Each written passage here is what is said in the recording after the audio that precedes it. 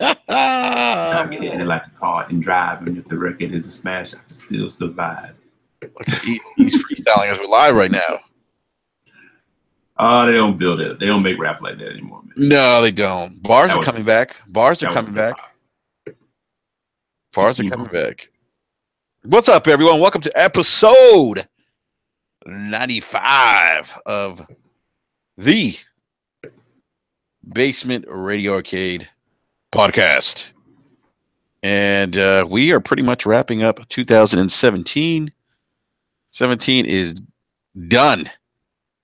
17 came and went in the blink of an eye. It's amazing. Real, man. Amazing. I just can't believe it, E. So B Money and Mr. Negative will be joining us here in a little bit. So right now, it's just me and Mr. Eric Jackson, everybody. What up? What up? So E, man, you play a little bit of PUBG?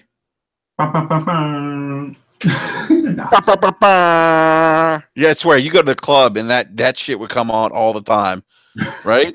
Yeah. Like you would walk in, you know, can I? Yeah, you would go up to the bar and be like, "Man, let me get a gin and tonic." Yeah. Not gonna lie though, man. After a few gin and tonics, that shit starts. That when that would come on, you get a little hype. Yeah, if you get laid and that, as soon as you're done, it's like brand new.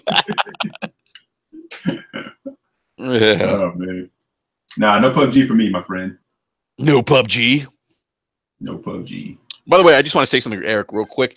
Tonight's show is sponsored by no other than PUBG, Players Unknown Battleground. Yes, they are our sponsor this evening. They got it like that, man. Yeah, and I just want to say something real quick regarding PUBG. PUBG is the cure for erectile dysfunction. Most men don't know that. Most gamers don't know that. But this is true. PUBG is the cure for erectile dysfunction. Yes. And as I say that, your daughter's yelling. I know, right? Yeah. I know, right? Timing was terrible. People are probably watching the show like, what the hell's going on? PUBG's the cure for erectile dysfunction. Yes. Hey, so big shout out to everyone in the live chat. We have Corey Dillon. What's up, Corey Dillon? And we can't wait for McDonald's and the whole to team up for PUBG Happy Meals. Dude, PUBG's it's gonna be. Who do you think lands PUBG? McDonald's or BK? BK is trash, man. I say rallies or checkers. Dude, they're the same thing, though, right? Oh, that's true. That is true. Yeah, they're the same thing. So, I just want to give a shout out to everyone. Same garbage. I want to give a shout out to everyone in the live chat. We have, again, Corey Dillon. What's up? We have Eric J. What's up, Eric J? What's up? We have Envy of Astoria. What's up, man? And we have Salty's Gaming. What's up, Salty? Yo, Salty, what's going on, man? Because I'm salty. Remember that song? No. Because I'm bossy. Khalees. Is that Nas's girlfriend? No, it's Nas's ex-wife. Ooh, ex-wife. Yeah. She had that milkshake song. That song was not right. Nah. No, sir. Corey Dillon says PUBG action figures for $10. You know what, man? You know what I'm waiting for, Eric? What's that? PUBG. Listen to this. PUBG frying pans. Cast iron frying pans. PUBG theme. Right. What do you think? Sounds like a winner. All right. Winner chicken dinner. Exclusively to Walmart. The Walmart brand. Exclusive to Walmart. I can see that exclusive to Walmart. Yeah, I can see McFarlane making PUBG figures. Dude, if McFarlane, you know what? I have a McFarlane like Titanfall 2 poster. Oh, that's right, because they did the figures for those for a while, right? Yeah, like it's actually Frankie sent it to me. It's pretty badass, man. Shout out to Frankie. Hey, shout out to Corey Dillon. Says cook some eggs and kill some bastards afterwards. I like that. Like that for marketing. What do you think, E? A little marketing for PUBG? Yes, sir. Someone to hire this man. Yeah, wasn't there like a little back and forth today over some PUBG advertising? Like someone said that.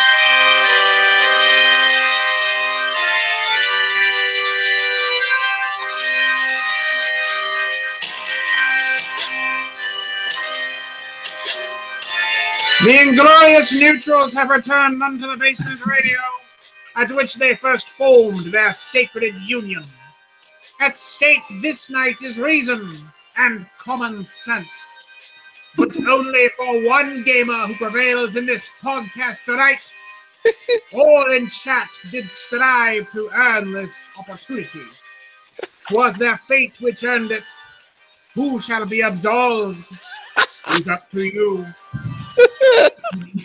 What's up, guys? What's up, John? So, John, that's all freestyle, right? Yeah. Dude, that's amazing that you freestyle that. I could have sworn you were writing that down before each show. I take inspiration from the game, but I had my own. I had a few lines and had my own flavor. Oh, that's hilarious, man. John, welcome back, man. It's great to have you on, man. What's up, man? Yo, John. Happy holidays. Merry Christmas. Hey, it's Merry Christmas, man. It's Merry Christmas. No one was saying Christmas until we'll be fighting that war on Christmas here. We're bringing Merry Christmas back. MAGA, you sons of bitches. Oh my God. Hey, John, I have a neighbor that's all about MAGA. It's just annoying. Everything is hashtag MAGA on her Facebook account. It's just terrible. It's like, you know, like the Redskins could win, and it's like hashtag MAGA. It's like, oh, come on, really? Well, hey man, I'm ready to rack them up. Oh my God, we don't rack them up in this podcast. We don't do that. we have huge Xbox exclusive news. Oh, sweet. I never even really knew what that meant when you say rack them up, but whatever. Yeah, I neither here nor there. Whatever. Yeah, it's neither here nor there. Duh. So, anyways, B Money, what's going on, man? Oh, what's going on, fellas? Chilling, B. What's going on, brother? Not much, man. Sorry I'm late. I just woke up, man. You woke up? Yeah, man. You know, you try to take a vacation. You know what I mean? And then your kids, you just run you to the ground, man. Non-stop, man. I always need something. My 7-month-old is like, you know, I'm trying to play the game. He like needs my attention. So I try to put him down for a nap. I'm like, all right, man, let's take a little nap. Nice. Fall asleep with it, man. But you know, it's all good. I hear you, man. I get it. I completely understand. Yes, sir. I thought it was because you were playing a lot of PUBG. Oh no, sir. No PUBG for me, man. That's what I said. I'm trying to get you guys on PUBG, but nobody wants to hop on. Nobody wants to play with me. Nah, man. You'll be on your own for a little while with that one, man. Well, you know, John. Yeah, have you hopped back on PUBG on PC? Nope. No interest. Not after that stellar 10 out of 10. We're probably gonna. That was a good day. John, real quick, I want to get your thoughts on that review. By the way, what did you think of the 10 out of 10? Because I know we had a somewhat spirited discussion about it in the SDGC Discord chat. You know, I mean, it is what it is. People are entitled. I don't. Unlike some other people, I don't get pissed off about reviews, because that's a stupid thing to get fucking pissed off about. And I don't need validation to enjoy what I enjoy. And if something I don't enjoy gets a great score, that's fantastic. You know, that's good. My favorite part about the PUBG reviews were the people saying, you know, when the IGN review came out, you know, it got a 5 out of 10. You know, people said, "Oh, you know, well, how dare you? You can't fucking review a game in progress. Like, this is bullshit. You know, the game's not even finished yet. You know, it could be completely different." Which, like, come on, it's not gonna be fucking different. But you know, people, oh, I can't believe you would review this game now. And then the same day when the Polygon hits, they say, "Look at that, 10 out of 10, baby. That's how you review a game." So it's like, okay, like. But you know what's fascinating for me is that the idea that people can't understand. Of course, like IGN and other media outlets are going to review this game. It's one, basically being treated by Microsoft as like a full commercial release. You know, it's getting that AAA love in terms of marketing, and it's the biggest like story in gaming right now. You know, it's kind of a big deal. So of course they're going to review it. Especially considering that it's on retail shelves now. So that's the part that I don't understand that people don't get. Mm-hmm.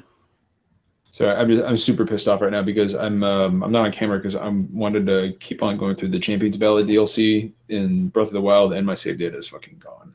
Oh, dude, that sucks. Ooh, that sucks, man. I Jesus Christ. That sucks, man. Fucking kidding me. So real quick, we haven't done this in a while. I want to just talk about what everyone's playing real quick. And B Money, you back? Can you hear us? Yeah, I'm back, man. All right, B, why don't we start with you, man? Since you just woke up, rise and shine. What have you been playing, man? Because I know you've been playing quite a bit. Yeah, man. I've been playing Xenoblade Chronicles 2. Very heavy on the Switch. You know what I mean? That's been my go-to game since the release. I was just trying to get it knocked out, you know, before the year ends, but probably not, to be honest. It'll probably roll into January before I.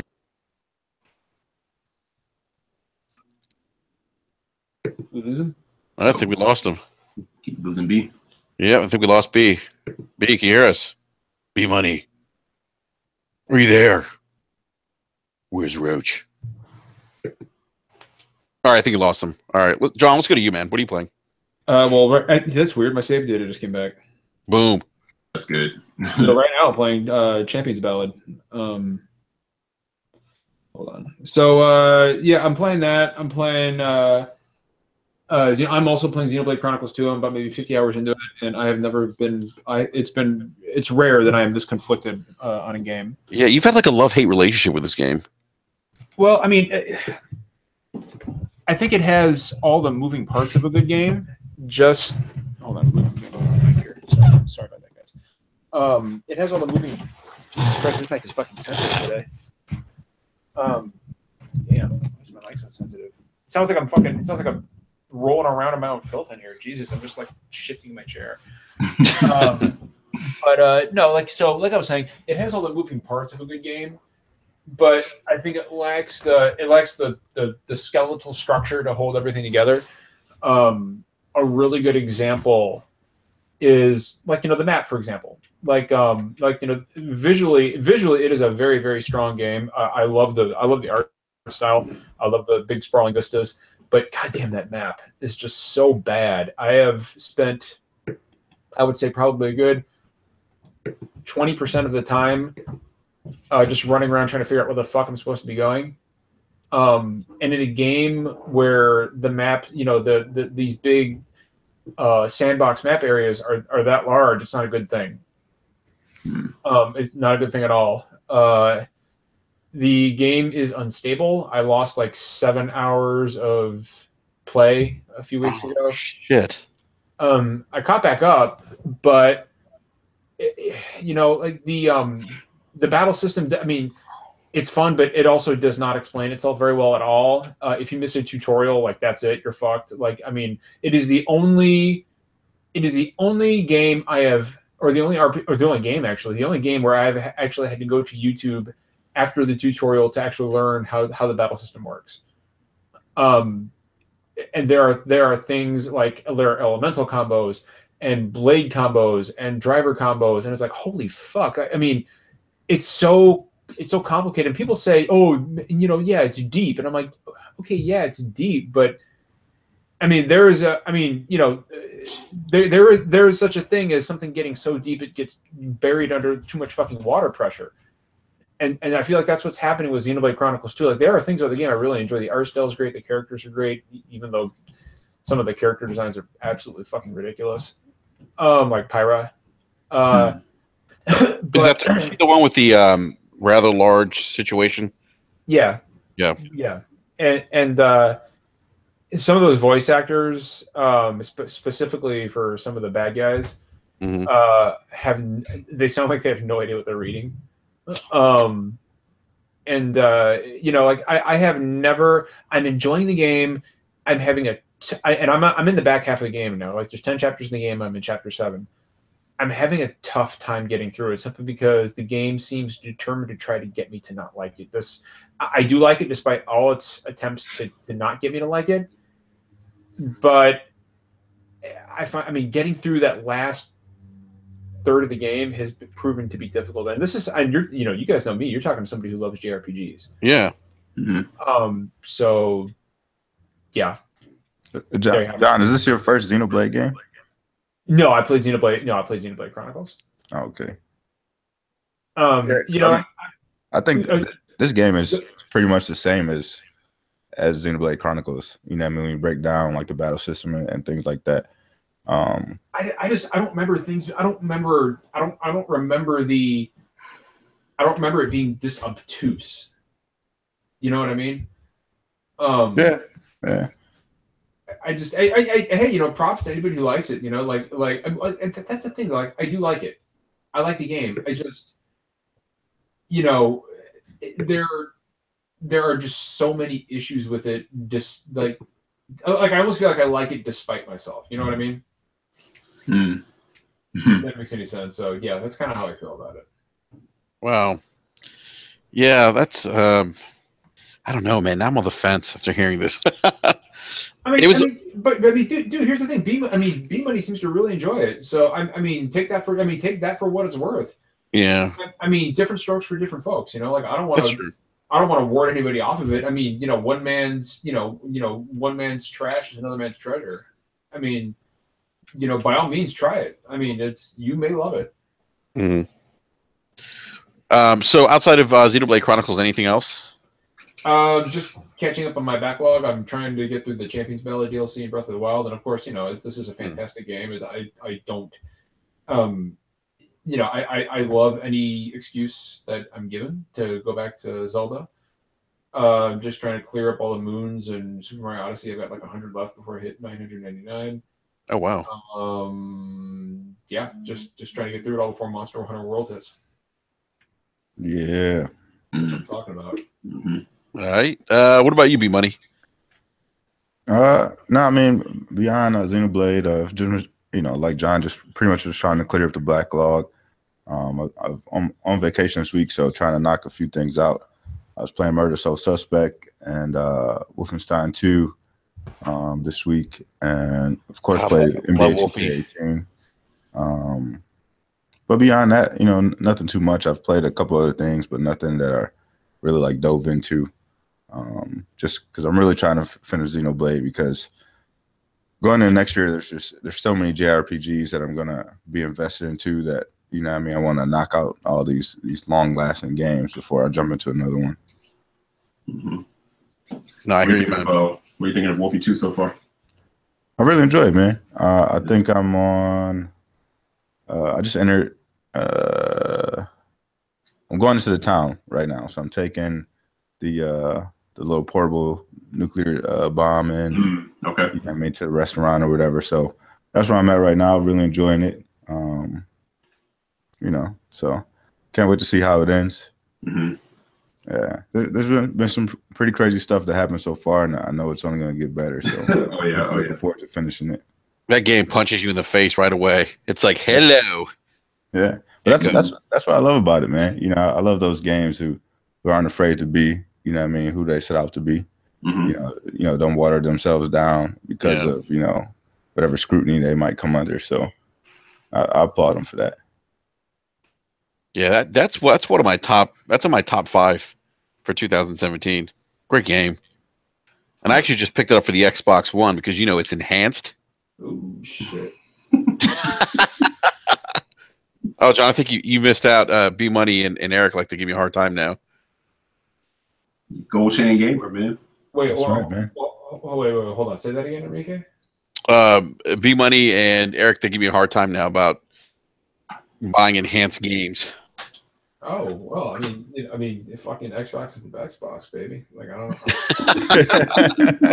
know. Like they say that when I go to the game menu in the Xbox Live store, I only go to the enhanced section. Yeah, he doesn't switch it back to see like what's in his collection, like just Xbox One or 360s, like just when I was a kid, and they still had the VHS rental stores. Whenever my dad took me when I was like 7, he would go in the back to the enhanced section too. I'm always like, what's going on back there? Yeah, beyond the curtain. Yeah, what's beyond the curtain, beyond those doors? Shut the fuck up, son. Oh man, VHS. Jesus, we're old. I remember those days. If you guys remember Errol's video, I don't think you guys had that. No. We did here. So just Backlog, Wolfie, and Xenoblade Chronicles then. Yeah, that's pretty much it. You know what I mean? I've got some other stuff that I need to play, but like I said, going into 2018, there's so many JRPGs that I'm looking forward to. I need to knock out the ones that I got. So yeah, no doubt, man. I hear you. Yeah, they all take time. Oh yeah. Yep. Eric Jackson, what about you, my friend? I've just been playing with the Frozen Wilds. That's pretty much where I've been focusing all my time. How is that? It's awesome. I haven't played it yet. I need to get it. Yeah, man. It's it's if you like Horizon Zero Dawn, there's just more of it to love here. But I do think they kind of just went in and stepped up the game on some of the animation stuff too. What I really love about it is when you're walking as Aloy through the big the big snowdrifts, and her foot cuts easily through the top layer of powdery snow, then her foot stops for a minute, and then crunches through that bottom layer of snow that's packed in density. Like they actually added in that animation as she's walking. It's just the little things that are just absolutely insane about that game. It still blows my mind. It's like those little details, like when the weather picks up and it snaps, like she starts to like hold herself tighter because she's like freezing, just like like those little details like that, But even in like the conversation tree like animations, because sometimes they look a little janky when the game first came out, but I definitely think they stepped up, how they animated those in a lot of ways. But no, like I think I tweeted the other day, like just taking down, like the beasts and stuff like that, the mechanical whatever's, I just never get tired of that. It's just, being precise with that, the precision. And again, every time I do it and every time I take one down, I always laugh at those people like, I need a lock on. That's what I was about to say. What about the lock on, man? It needs lock on. No. Yeah. So but no, I'm enjoying this. I've just been pretty much focused on that, trying to knock that out because I really want to get back into Breath of the Wild while I'm on break. Yeah. Like a lot like The Witcher 3, like I would start on it and then something else will come up and kind of pull me out. So I definitely want to focus on that and try to get that beat. Eric, speaking of The Witcher 3, do you see that it's enhanced? I did. And I went and checked it out and it looks gorgeous. So it does. So yeah, but I still have that I need to get back into and finish too. And yeah, so I got like a lot of huge games that are going to require a lot of hours to get through. So nice. All right, cool, man. Beyond some of the other parts of the backlog that I want to take care of. Nice. All right. No shortage of games, man. I'll say that. No shortage of games. Oh, definitely not. 2017 provided us a ton of great games. John, I saw your list of games you finished this year. Strong list, man. I beat a lot of games this year. I probably played way too many games. Yeah. Do you think this is in more recent years? Do you think this year, 2017, you've played the most or beat the most games? Sadly, no. Okay. All right. Fair enough. Let's see. For me, I've been playing Pubg. I can see you guys are excited about that. The deafening silence. Honestly, man, I'm so tired of hearing about Pubg. Not even like personal. I'm just tired of hearing about it, man.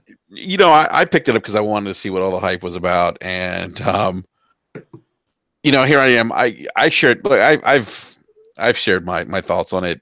They've patched it on the Xbox One. It's a little bit better, but they're still popping. The frame rate's a little bit better. The rubber banding's pretty bad. I mean, you're running in the middle of a field trying to get away from people, and it starts, and you get that. It's not good. Rubber band man. Yeah, well, I like the Taliban, right? Yeah, it's fun with a group of people. Like I got to play with Saltiest Gaming and who else did I play with? The Mooch. No, I didn't play with the Mooch. No, I like to play with real gamers.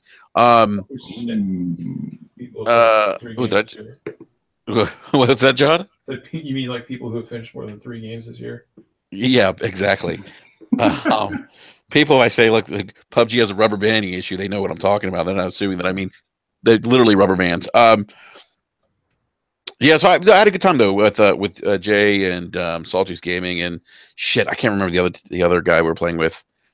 But it was fun. I mean, it was fun. It's definitely a work in progress. I can't even imagine. Apparently, like the Xbox One S version is terrible still. So I can't even imagine what that's like. I heard it's pretty bad. So I mean, it's pretty bad on PC too, though. But I heard they fixed it. I heard it like because like Zach Backlog Gaming was saying that it was like much better on PC now, like night and day better. I mean, it might be. You know, like it who knows?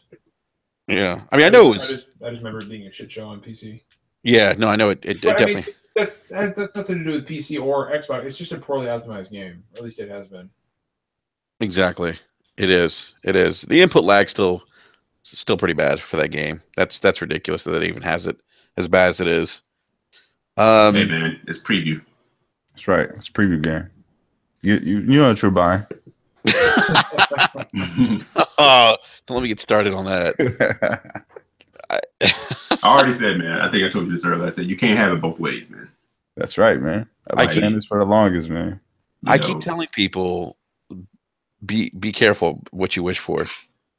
I just feel like early access wasn't intended to be like this, where a game in early access would get like the full like AAA love. You know what I mean? Mm-hmm. Maybe they would be treated like a full commercial release. I just don't. Well, it's only what it was intended for.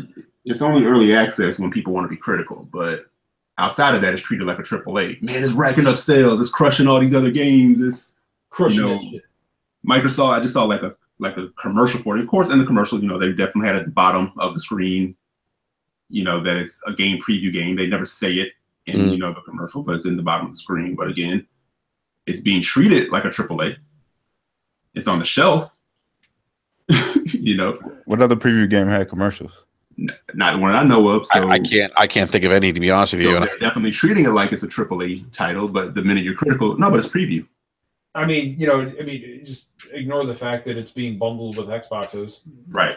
I mean, that right there. I mean, I don't know. I mean, like I said, the same people who shit all over IGN's, very legit 5 out of 10 review were the same ones who were championing Polygon's also very legit 10 out of 10 review. I mean, people just, I don't know. I mean, there are a camp of people, people who enjoy or people who like, know anything about PUBG are separated into 3 camps. Like the people who absolutely fucking loathe it and have never played it. The people who will fucking kill to defend it, and then you've got the people like me who are in the middle who just say it is a fun, mediocre distraction, just like Fortnite. Mm-hmm. Well, don't forget too. You also have the executives who never champion their own games, but can't stop talking about and hyping this one. Exactly. Damn, I'm serious, man. It's like they can't wait to tell you, oh, it's got 1 million players. It's like, but you didn't talk. I don't hear talk about other stuff. Hey, B, we want the truthful B bunny this week. Exactly, man. The same thing I've been saying, man. You know what I mean? Like you hold PUBG up on this pedestal, man. But it's just like, how many other games y'all released this year, or the year prior to that, or year prior to that? Y'all, you know what I mean? They weren't held up on that same pedestal. Nope. They were hidden. You know what I mean? They weren't talked about. You try to talk about all these other stats that make no sense or people don't care about. It doesn't make sense, man. But they found gold. You know what I mean? They struck gold, and they're gonna run with it for now because that's what they got. So wait, B buddy, I want to go to the live chat real quick. Ryan Landis says PUBG equals pay up beta gamers. That's pretty good. That's actually pretty funny. That's pretty good. I mean, look, I Joe, I agree with you. I think the game's fun. I had fun with it, but it's got its issues for sure, without a doubt. Definitely has its issues. Yeah, it absolutely does. So, I've been playing. Let's see, Destiny 2. Been playing that a little bit. Oh, yeah? Yeah, finally got up to level 3. What am I? 304 light. What? Yeah, I can do that. That's good, man. That's Yeah, good. I could do the raid now. Nice, man. Yeah, right. Yeah. My second son actually got PS4 for Christmas, and they had on PSN the bundle for Destiny 2 and Call of Duty. It was like $80 or whatever. So I picked that up for them. So they're sharing it between their 2 PS4s. Oh, nice, man. But yeah, they're pretty excited about playing Destiny. Nice. What's up, JJ? Said fuck Destiny 2. Yeah. I just want to say, Jay, real quick, Jay, thank you for spoiling Assassin's Creed for me, by the way. He's not happy with it. He just finished Assassin's Creed Origins and he was like cursing at it. And he dropped like the ending in DM. Oh, nice. Yeah, so thanks, Jay. Not just me, but like everyone, like 3 other people. So, well, I mean, it's an Assassin's Creed game, so it's not a stretch to imagine how it's going to end. You're going to assassinate some figure from history, and then that's it. Yeah, that's pretty much. That's true. That's a good point. Then again, I'm super critical about Assassin's Creed, so. So let me ask you guys something. So this is one of our topics. So we're going to talk about like gaming in 2018 and what we think is going to happen, what we anticipate in terms of game releases, what we're looking forward to, what we think the big 3 should do 2018. But one of the things that and B, you brought this up, should there be another Assassin's Creed next year, or should they go back to just waiting? I forget how many years in between the last Assassin's Creed. Was it 2? Just 2, and there will absolutely be another Assassin's Creed next year. Do you think that's a mistake, John? You think they should wait, or should they just release another? I think it's probably a mistake, but Assassin's Creed Origins reviewed well and sold very well, so yeah, there can be another one. So they'll be back on the camel or whatever it is. The camel. Back. Let's get back on the camel. Yeah. That's just that the lure of doing it'll be too great. I personally think they should continue to take that year gap and make improvements. Continue, don't exhaust people. That's what happened the last time. I don't know, man. That's asking a lot. Yeah. It's asking a lot. That's too much temptation. John, it makes too much sense. I mean, it is a lot of temptation for Ubisoft, but Ubisoft has definitely been one of the only publishers to release like new AAA, games every year. So I think if they are able to take a year off and really make some changes to the game, improve on some of the same things that we've been complaining about, I think that's the best route that they can go. You know what I mean? They have other things in the pipeline that could release in that that holiday window that they always release Assassin's Creed in, and still have some success. So I think the best route for them is to just take another year off. You know what I mean? Give us a different location. Don't make it feel so stale, right away again. You know what I mean? Because I think that was their biggest problem. Unity was so trash, and then they followed up with Syndicate, which was a pretty good game, but because Unity was so trash, people were just like they were kind of done. And I still think that even now a lot of people kind of looked at it with a side eye.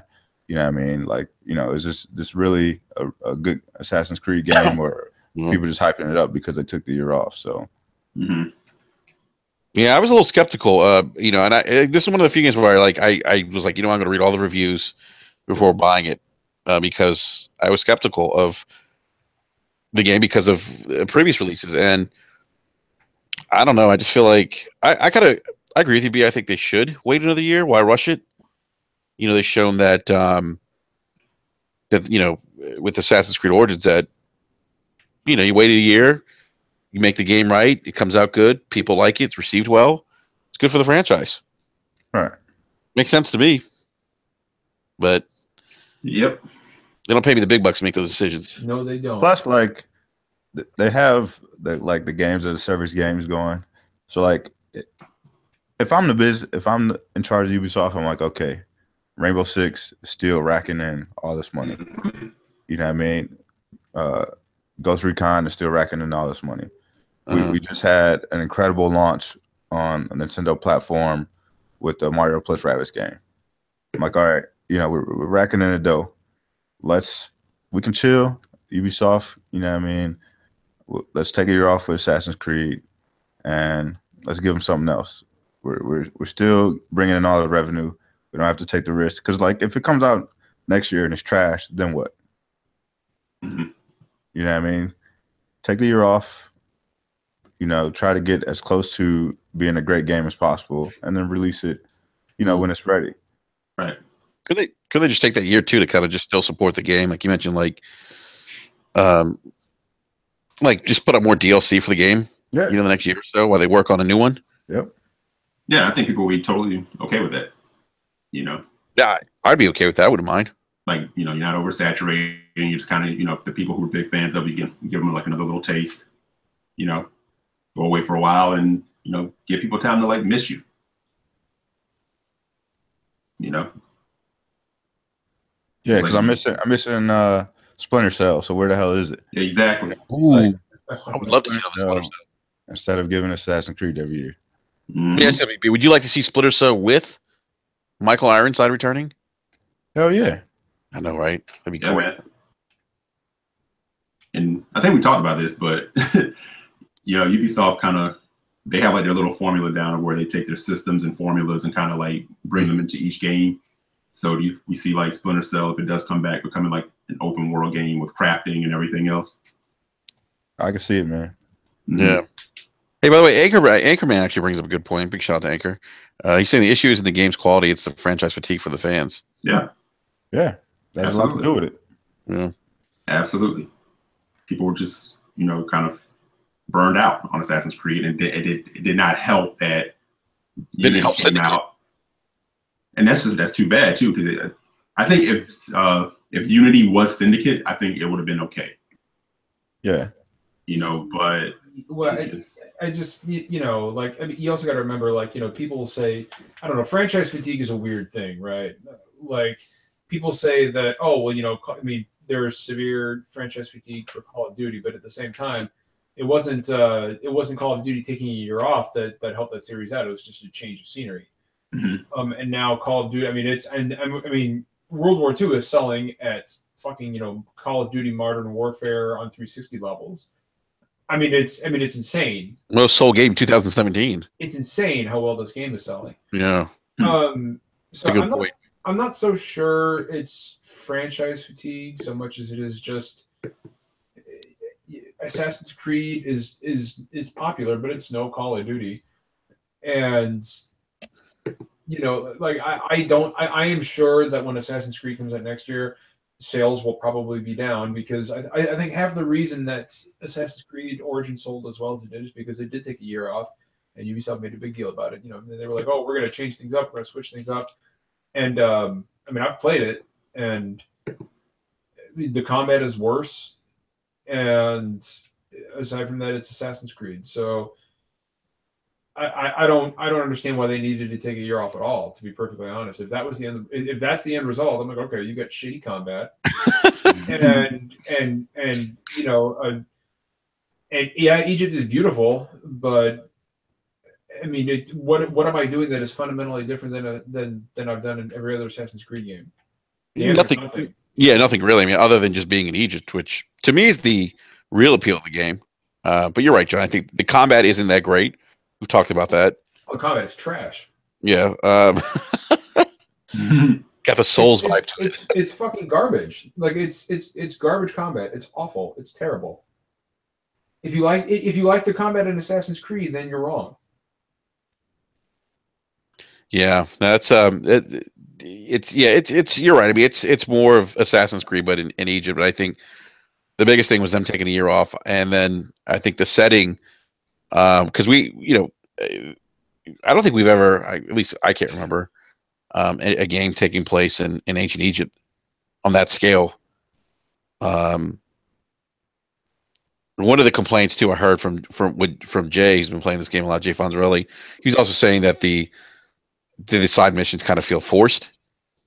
Like, you could do all the main missions and you can't progress because you have to hit a certain level cap to go to the next part of the map, whatever, to the next mission.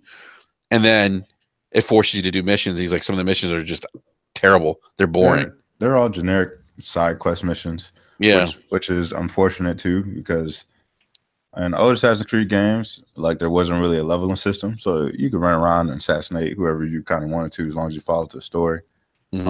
But in this game, it's like, all right, you know, these guys over here are 2 levels higher than you, and if you go in there, you're gonna get wrecked every single time. You know what I mean? One hit is gonna kill you. So it's like, all right, well, I gotta at least get pretty close to that same level, even be able to compete and stay alive. So that is the one gripe that I have with the game. It's just like the level of the system is all bullshit. You know what I mean? Well, B, let me ask you, do you think it forces people? Because, you know, you can, they've monetized that now where you can actually buy those experience points to level up. You think they've done that on purpose to kind of force people to do that? I'm sure they did. You know what I mean? Everybody's trying to look at ways that they can monetize their game. You know what I mean? Get a couple more bucks out of the consumer. So I'm sure that plays a little bit of a part in it. I'm not giving them no extra money. You know what I mean? Like I'm not playing for microtransactions. You know what I mean? It's just silly to me to get a game and have to pay to level up just to complete the game. You know what I mean? So I'm not doing it, but I'm sure there's people out there who have, and you know, have completed the game that way. Lots of people. I mean, that's why these things are there, because people buy them. Right. If people didn't buy them, they wouldn't be there. Yeah, absolutely. I mean, there's a market for it. Because people are, you know, buying those things. I mean, I wouldn't do it, but I think Jay was saying his frustration is it feels like it's almost forced. Like they want you to do it. And you know, the side quests they're just terrible. Like you said to me, they're just generic. So I kind of heard too that like even if you like you level up past one of those like bosses that can like 1-2 hit you or whatever. Yeah. Like they can still 1-2 hit you, even if your level's like higher than theirs. Really? So if that's true, I don't know. Then they could be definitely trying to push you into, you know, into feeling a certain way, I should say. Do you guys know that the game's enhanced? Yes, I do. I remember you were all excited about that. What's that article? Is it enhanced for his or her pleasure? It's an HDR. Yeah, I have that one in my backlog too. Play. Yeah, I do too. I got to be honest. I don't know if I'll get back to it. I'm just kind of fatigued with these big open world games. To be honest with you guys, I don't know what happened. I mean, I think Persona 5 did it for me. I think it's just because like they fill them with so much like fluff. You know what I mean? That the game just becomes uninteresting. You know what I mean? After a while, it's just like, all right, I've put 15 hours into this game. Like, what exactly am I doing? You know what I mean? I'm running around getting bread for this lady, or getting some cloth. Like it's just nonsense. You know what I mean? All the side quests that they give you. You know what I mean? My favorite is the like I'll never forget that one side quest in Skyrim where she's like, you go into Windhelm, no, I'm sorry, Whiterun. You go into Whiterun, and this, like I just started the game, right? I just started the game, and this lady says, what would really help me is a mammoth's tusk. Like if you could bring me a mammoth's tusk, that would just I could start my own store, and it would be awesome. Can you please bring me a mammoth's tusk? And so I'm thinking to myself, I'm like, I just met you. Like I just met you, and you're asking me to literally put my life on the line by killing a woolly mammoth, so I can bring you. It's like I imagine these conversations in open world games. Like what would happen if I went out like just downtown and walked around and started and just like walked into people's houses and started taking their cheese wheels, like you do in Skyrim. Like what would happen? What would happen if I walked into a store, like Publix? If I walked into Publix and I went up to the register and I said, "Excuse me, where can I find a mammoth's tusk?" Like I'm sorry, sir. Is that like it sounds like a brand of like condom, like mammoth's tusk. Mammoth's tusk. Or what if you went downtown? And I don't know, like. Imagine all those scenarios you do in games and take them out into the real world and think about how fucking utterly ridiculous you would look. Mm-hmm. like Booker DeWitt in BioShock Infinite, right? Or like any game where you can go rooting through a trash can to get food to get your health. Go do that shit downtown. So John, are you saying that these games should take more of a realistic approach to some of these side quests? I do. Like, do you want the fucking ultimate side quest? Like, what about a side quest where you get a job and you have a career? You know, like you just like you go to work, or like maybe you're like, or maybe the game is like, you know, okay, here's my side quest, right? Like I ran out of fucking coffee. I'm super grumpy about it, so I'm gonna go to the store and get some fucking coffee. But wait, my debit card's not working. So I got to call the bank and figure out what is wrong with my debit card. That's your side quest. Oh my god! Come on, gaming industry, you're sitting on a fucking gold mine. Well, you know that's kind of like the beauty of The Witcher 3. Like a lot of those side quests felt like there is nothing beautiful about The Witcher 3. Oh come on! All right. But hey, I do actually, like The Witcher 3 is another one. True. That's not true. Now that it's enhanced. Well, Witcher 3 is on my. Like I said, I do want to finish that game, but that's another one. When you hit the map and you just look at all these question marks, you're like, holy shit. But the thing is, the side quest felt like it didn't feel like a chore for the most part, because you know Geralt as a character, I mean, his job is to hunt beasts and wild animals. How many you decide to do? I'm just saying it can be overwhelming. No, I know, but I'm saying it doesn't feel overwhelming with that game because it kind of ties into who he is as a character. Right. I'm not gonna lie. I think Geralt would be a much more interesting character if he had like a thick Southern accent. Oh yeah. What would that sound like? I really, really do. I like, or just like sounds to me like you got a Griffin problem. Or like, yeah, or like hey, where's Roach? I can't find him nowhere. Can you imagine those love scenes with Hey, Yennefer, look at this here stuffed unicorn. Let's sit on this and have relations.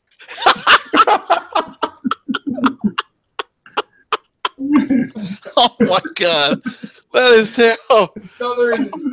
Southern country fried Geralt needs to be a thing. Country fried Geralt. Hey John, complete with overalls. If you want to get me to enjoy The Witcher, somebody make a mod where Geralt becomes super duper country. Man, there's all these elves and dwarves running around here. I'm gonna go into town and get a haircut. I'm gonna get one of them bowl cuts. God damn, my beard grew back a week later. Oh man. New area, Alabama.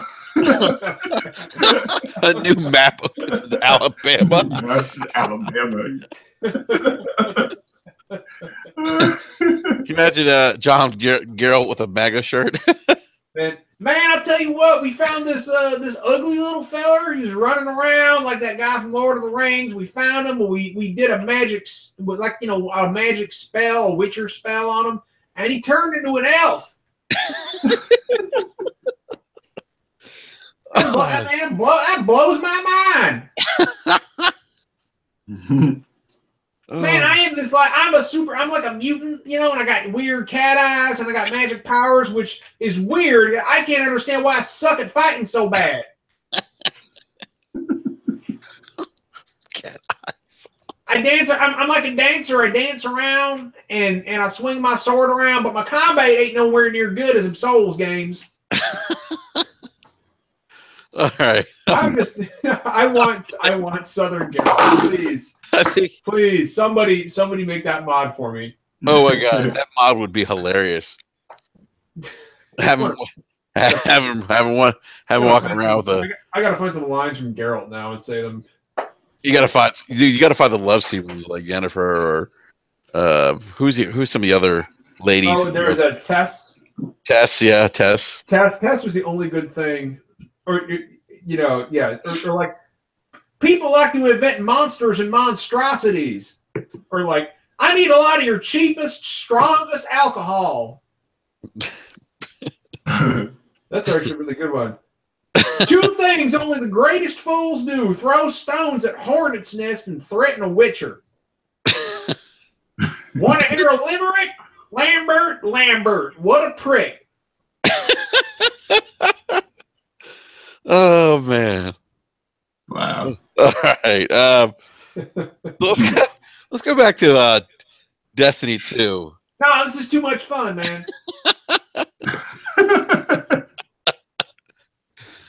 All right, so Go ahead. Bungie is back in hot water again.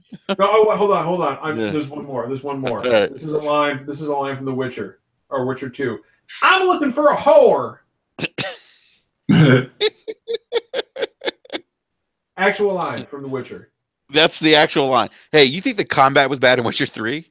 Witcher 2 was terrible. Yeah, Witcher 2 was pretty bad. I mean, it was bad. They found new innovative ways to make it suck in Witcher 2.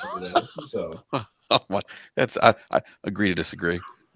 anyway, all right, so Destiny 2, Bungie's back in the hot water again as a result of every week the dawning event. The dawning. Have you guys? Well, John, you're not playing Destiny 2 anymore, are you? I am. Oh, you are? Okay, so you know that you've seen the dawning event and the banners and the snow and all that other stuff. So yeah, it's very picturesque. it is, yes. It actually puts me in the mood for the holidays. That is okay.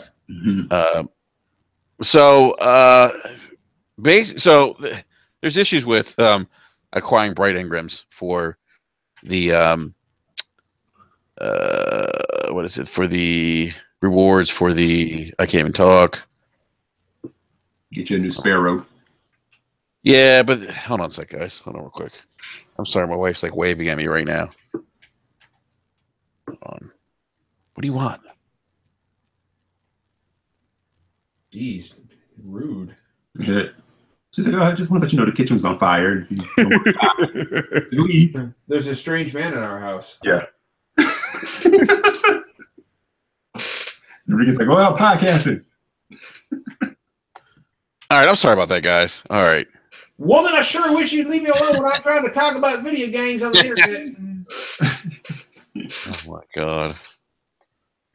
That's too funny. Sorry about that. She was like waving at me. I thought it was something serious. It wasn't. Don't let it happen again, Enrique. My time is valuable. She just wanted to tell me she's going to bed. I'm like, okay, you like really could text me or something. All right, so Bungie's back in the hot water because the majority of the loot items that have been added for their winter event have been basically like, I haven't gotten anything from the new event. I've been playing a lot, but I just haven't gotten any of these drops. And I guess apparently that's like the thing that people are complaining about, that it basically feels like they're forcing you again to pay for these things. Open that wallet, and, baby. They're not. Yeah, okay. They're not. Look, they're not forcing anybody to pay for anything. Like I get the consternation behind, the Eververse stuff, but at the same time, there's nothing game breaking in there. It's there's one armor. You can get a piece of an armor set a week. I've never had to buy one. And there's stuff like shaders and some sparrows and some ships in there. I think Eververse isn't great. But I also don't. I mean, the game has other problems, and people focusing on Eververse are really focusing on the wrong shit, in my opinion. Yeah, I mean, I haven't got the only thing I got, I think, was like a sparrow so far from the dawning event. That's I think the only new item that I've gotten from that event. But it's all over their forums though. Like there's probably like 20 pages on their forums of people asking Bungie to actually remove the Eververse now. It'll be interesting to see what they do. I'll say that. Did they issue their apology? No, I don't think Bungie's commented on this yet. I don't see why they have to apologize. I mean, it's an element of the game that they. That just seems to be the thing that happens. Like people are pissed at them for the week, they apologize, and the next thing comes up. I'll tell you this much. I'll tell you this much. I saw somebody on Twitter the other day say, "I think Anthem is going to launch bigger than Destiny." I said, "Nope." I don't think so. I think there's been so much consternation thrown around with Destiny, like games like Destiny 2, the Eververse, and Battlefront 2 with their loot boxes. I think that plus when you and the fact that you got BioWare coming off Mass Effect Andromeda and then EA, that fucking combination. I don't. Yeah, I think that's kind of the pickle that developers find themselves in now. Is that if people even excuse me, if people even sniff a loot box in your game, going forward, you are going to be under the microscope like you wouldn't believe. Even if those loot boxes and microtransactions are completely innocuous, like there is going to be a heightened level of scrutiny for these things now, and in a way, I think that's good. Just as long as we continue to respect developers and understand that, I don't I'm not a huge fan of loot boxes, but at the same time, I mean, the cost of developing a game has risen exponentially over the past 5 years. And developers are finding it harder and harder to make up make profit on these things. So I don't blame them for trying to find new ways to make money, and I think people just need to be a little bit more understanding of that. Well, I don't necessarily agree with all microtransactions. I also understand that this is a little bit of trial and error too, because this is kind of new. I'm not so sure if completely getting rid of the Eververse is the answer to Destiny's problems. I think there's some other issues like you mentioned earlier, John. My understanding though is the engrams that you get from leveling up don't work for the Dawning event. The bright engrams. I mean, I earn those just by playing the game, and I don't really have a problem with it. Yeah, but what people are complaining about is they're saying that you don't get any of the the bright engrams that you would get from leveling up. That those engrams don't work for the Dawning event. I don't know. So yeah, I don't. I mean, I haven't played a lot of Destiny. I might do a strike once and maybe like 3 or 4 times a week now. You gotta understand that, like people, and I'm not saying people's complaints aren't legit, because they are. Yeah. But at the same time, people will find almost any excuse they can to complain about something. Mm-hmm. And you are never going, like, all these people, well, not all of them, but a healthy portion of them complaining about Destiny. And I've got my complaints about Destiny. I really enjoy it, but there are things that need to be changed. However, there is a subset of gamers who play Destiny who, no matter what Bungie does, will never be fucking pleased. Of course. I mean, you will never please these people. And I think that Bungie is kind of in between a rock and a hard place here. Like, how do they make changes to the game while trying to please the largest crowd of people? Because there are a lot of people. I mean, has Bungie or has Destiny become more casual? Yeah, probably. I think it's definitely become more casual. I mean, you can get weapons without actually doing anything by just joining a clan. You can, but imagine what would happen. And some people are very unhappy with that. But imagine what happens if you take it away. Well, now, I mean, I think now if you took it away, people would probably bitch and complain. Because they got used to the idea of not being used to the idea of not having to do raids or strikes and still earn loot. Yeah, well, but I mean, that casual base that likes the fact that it is easier for. I mean, because it is now easier for people to approach a game like Destiny. A lot easier. And if you start changing the game, I don't know. I mean, I think you're going to see people revolt all over again. But isn't like I guess like for me it's like they're walking kind of like that fine line, like of pleasing the casuals but pleasing the base. But shouldn't they be focused on the base, since those are the individuals that are going to be like kind of carrying the torch, for Destiny for the long haul? I mean, isn't that kind of like that's kind of my thought on it? You know what I mean? Like all the people who stuck with Destiny, the original game, all the way until Destiny 2 came out. Those are people that you need to be trying to please at the end of the day, because those are the ones who are going to play every week, who are going to play, you know what I mean, your strikes every week, are going to go in, run the raid every week with their friends, you know what I mean, who are looking for the crazy gear that comes with, you know, raid unlocks and things like that. So those are people at the end of the day you need to kind of channel or focus on, because they're going to be there for a long haul. You know what I mean? Those are going to be the people who buy your season pass or buy, you know what I mean, the DLC as it comes out. Not the casuals. The casuals going to move on to something else. It's been proven every game that's super hardcore. You know, the casuals are there for the first couple of months because that's the game that everybody's talking about, and then they move on to the next game that everybody else is talking about. But the core fan base will still be there until the next Destiny releases. At least, you know, that's the hope. You know what I mean? I'm hearing a lot of people now who were core Destiny fans aren't playing the game right now. You know what I mean? They're just that unhappy with it. So, you know, it depends. You definitely have to cater to the people who got you there. Yep.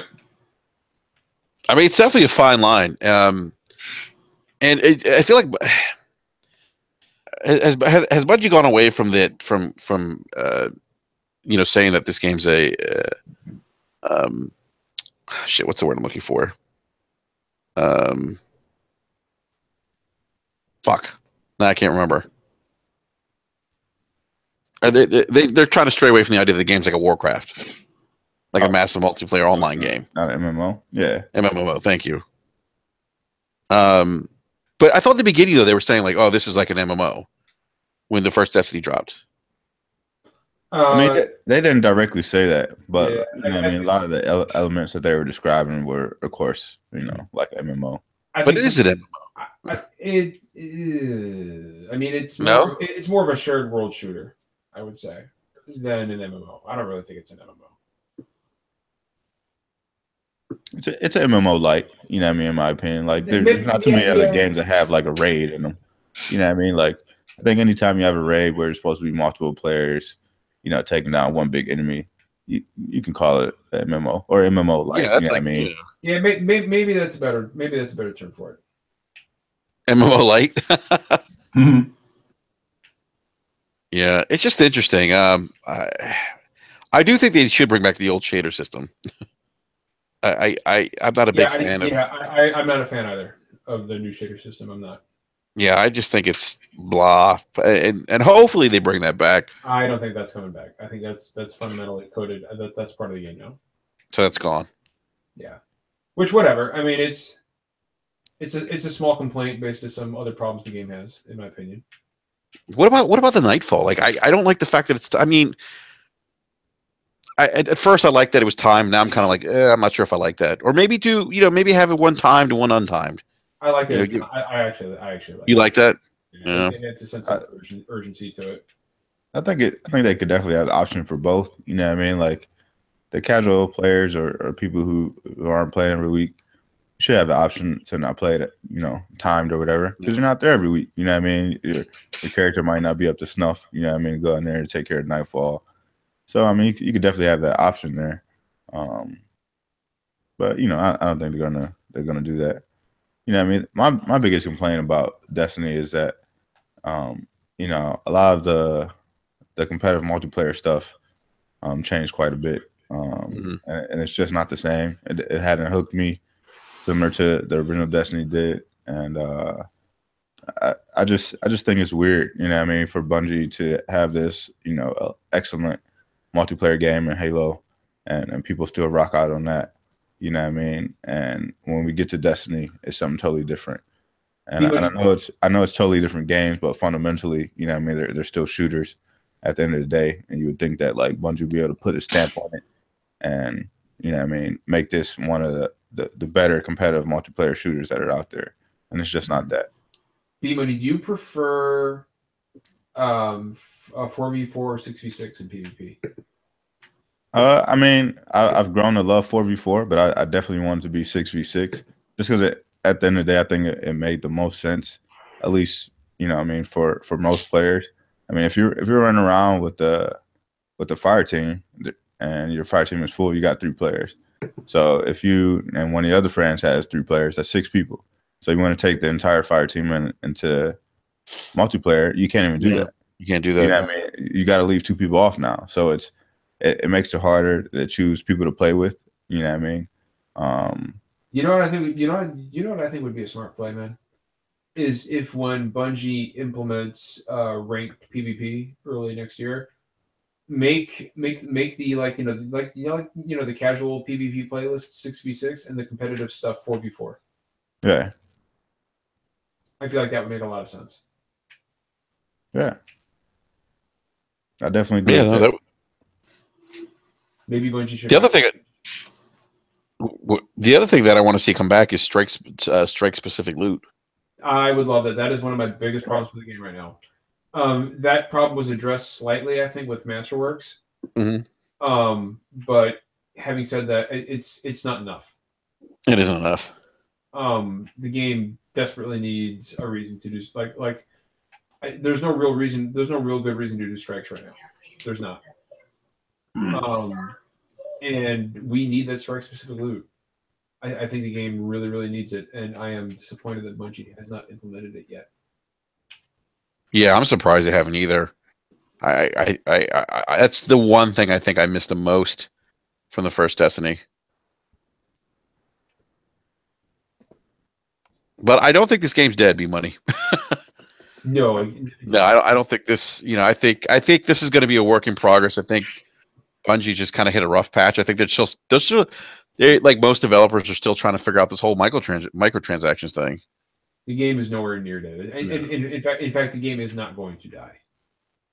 It's like Call of Duty. Like it's too big a part of the culture now. Yeah, no, it is. It's not going to die. Yeah. Yeah. So, any more thoughts on Destiny 2? No, but I've actually got to get going, man, because Wednesday I got to be up on Thursday. But I did want to stop by because I feel bad that I haven't been on in a while. No worries, man. Great having you on again, man. Yeah, no, dude, absolutely, man. What the fuck was that? It sounds like you're building something. I know, Jesus. The wood shop. I don't like. I just dude. I moved in my chair. Jesus, I don't know what is going on. Sound like Eric. Yeah, I know, right? It sounds like sounds like somebody just punched an elephant in the balls. But I think of the weirdest shit. But anyway, just wanted to say see you guys later. And yeah, man. Yeah, dude. I'll see you guys on Twitter, man. I gotta go get some sleep. Yeah, man. Yeah, it's coming through, John. All right, guys. Great seeing you, John. See you, man. Later. See you. All right. So, any other thoughts on Destiny 2? No, man. Bungie's just like a bad husband. Like just doing shit like, I'm sorry, baby. I'm gonna try to do better next week. All right. Yeah. Bungie's like Ike Turner. Eat the cake, anime. Oh man, it's terrible. Eat the cake. I don't want to eat the cake, Ike. I said eat the cake. Oh man, so I definitely wonder if how much influence Activision has on Bungie. Yeah, I've heard people say that too, because of the pressure they put on them to release the game this year, or they would have majority of their stock or whatever. So I wonder if they were still trying to tweak some of these things before the game released, and they just couldn't get to them, and that's kind of why they have to make these adjustments every week. So yeah, and I haven't been back in there in more than a month, so yeah. Like other games have just been pulling my interest more so than jumping back into Destiny 2. And I have like the Curse of Osiris DLC on the PS4 to play. Yeah. And I haven't even touched it yet. Wow. I'll tell you what, man, I the shader system and strike specific loot, that's what I want to see come back. And I hope that happens, but we'll see. We'll see. Let's see what else. What else do we have on the docket this evening? Let's see here. So 2018, what do you think's in the works for Bethesda? That's a good question. Because they got stuff. We always know Bethesda's bringing it. Yeah, so that means they got like Wolfenstein was taken care of, Dishonored 2. Dishonored was taken care of. So I don't know. You think we'll see something new from Doom? think we might see something new from Doom. I think they're gonna. I think the reason that we saw Quake? like them announce games so quickly and then release them this year, right? Is, that they have a new IP coming next year, and I A think brand new IP. brand new IP. I think it's going to roll out. Probably E3. Mm-hmm. And it'll be ready for the fall, and they're going to put a lot of money behind it, a lot of marketing behind it, and I think they'll have something brand new for next year. Mm-hmm. I think we're still probably 1 or 2 years away before Elder Scrolls 6 comes out. So I think they're definitely going something new next year. Yeah, So, I'd love to see a new IP from them. Yeah, because I mean they've got their Fallouts, they've got their Skyrim. If they can put another one in rotation and really take advantage of either a new engine or just the new hardware, you know what I mean? Fallout 4 was a decent game for what it was, but you could definitely tell it was held back, by the engine that was used compared to some other games that came out around it. So if they could take advantage of some of the new hardware and new engine, I think they'll have something special. I mean, but Bethesda and the studios that they work with put out gems, man, and a lot of people sleep on them, but they put out great work, and with their commitment to single player games, I think it'll be something pretty special, man. Right. I'm guessing another. I know you said 2 years for another Elder Scrolls. Yeah, I think so. I don't know, man. I think we could see that this year. You think so? Yeah, I mean it's been. I mean, how many years since Skyrim now? Yeah, but they keep releasing it. Like that's what Corey just said. He said remastered. Yeah, and like they keep releasing it, so it's just like at that point, are you really getting people psyched up for 6? You know what I mean? Like it just released. What did it come out this year or last year? Last year. Last year it came out. And then it came out this year for a Switch. For Switch, yeah. And people keep buying it. So what's the Yeah, people keep buying it. So I think at that point it's like, okay, they could come out with one this gen, but how long is this gen gonna last? You know what I mean? Like if they do come out with it, it would have to be next year, in my opinion, or this year, or going into next year. I think if they wait any longer than that, then it's definitely going to be a next gen game. Interesting, man. Yeah. But I think the reason why it is a new IP is because we're at that middle point of the gen, and I think you have to, if you're going to release a new IP, you have to release it kind of now, and then let that roll into going into next gen. So you get a lot of fanfare, get a lot of people, behind the game. Yeah. And, going into the next gen, you'll have people super hyped, for once it's announced. So. Because everybody's gonna go crazy when Elder Scrolls is announced, and they can announce that whenever. So. Yeah. That's gonna be a big one. Yeah. All right. What about you, Eric? Any thoughts on this, man? No, I kind of pretty much agree with what you guys are saying. But but B has me thinking. I, more than anything, I would love to see a new IP from them, and more than anything, I'm a ride with them, man, because they're one of the few devs that are like, hey, single player players, we're all about you. Yeah, I want to keep pushing that, so I'll keep supporting because they're speaking to what I prefer. I think, and they're delivering the quality in it too. Yeah, I think we all agree that we want to see more focus on single player games. And I don't think we're not. I think we're still going to get them. I just think that they'll have some kind of form of microtransactions in them. Like what you see in like The Last of Us with the multiplayer component and Uncharted. It's interesting. I read an article about open world fatigue on video games. Like every like developer wants to make like this big open sandbox type game, right? Right. And how it's becoming overkill now. And I think about games like Persona 5 and what's it called? God, my brain is not working today. Horizon Zero Dawn and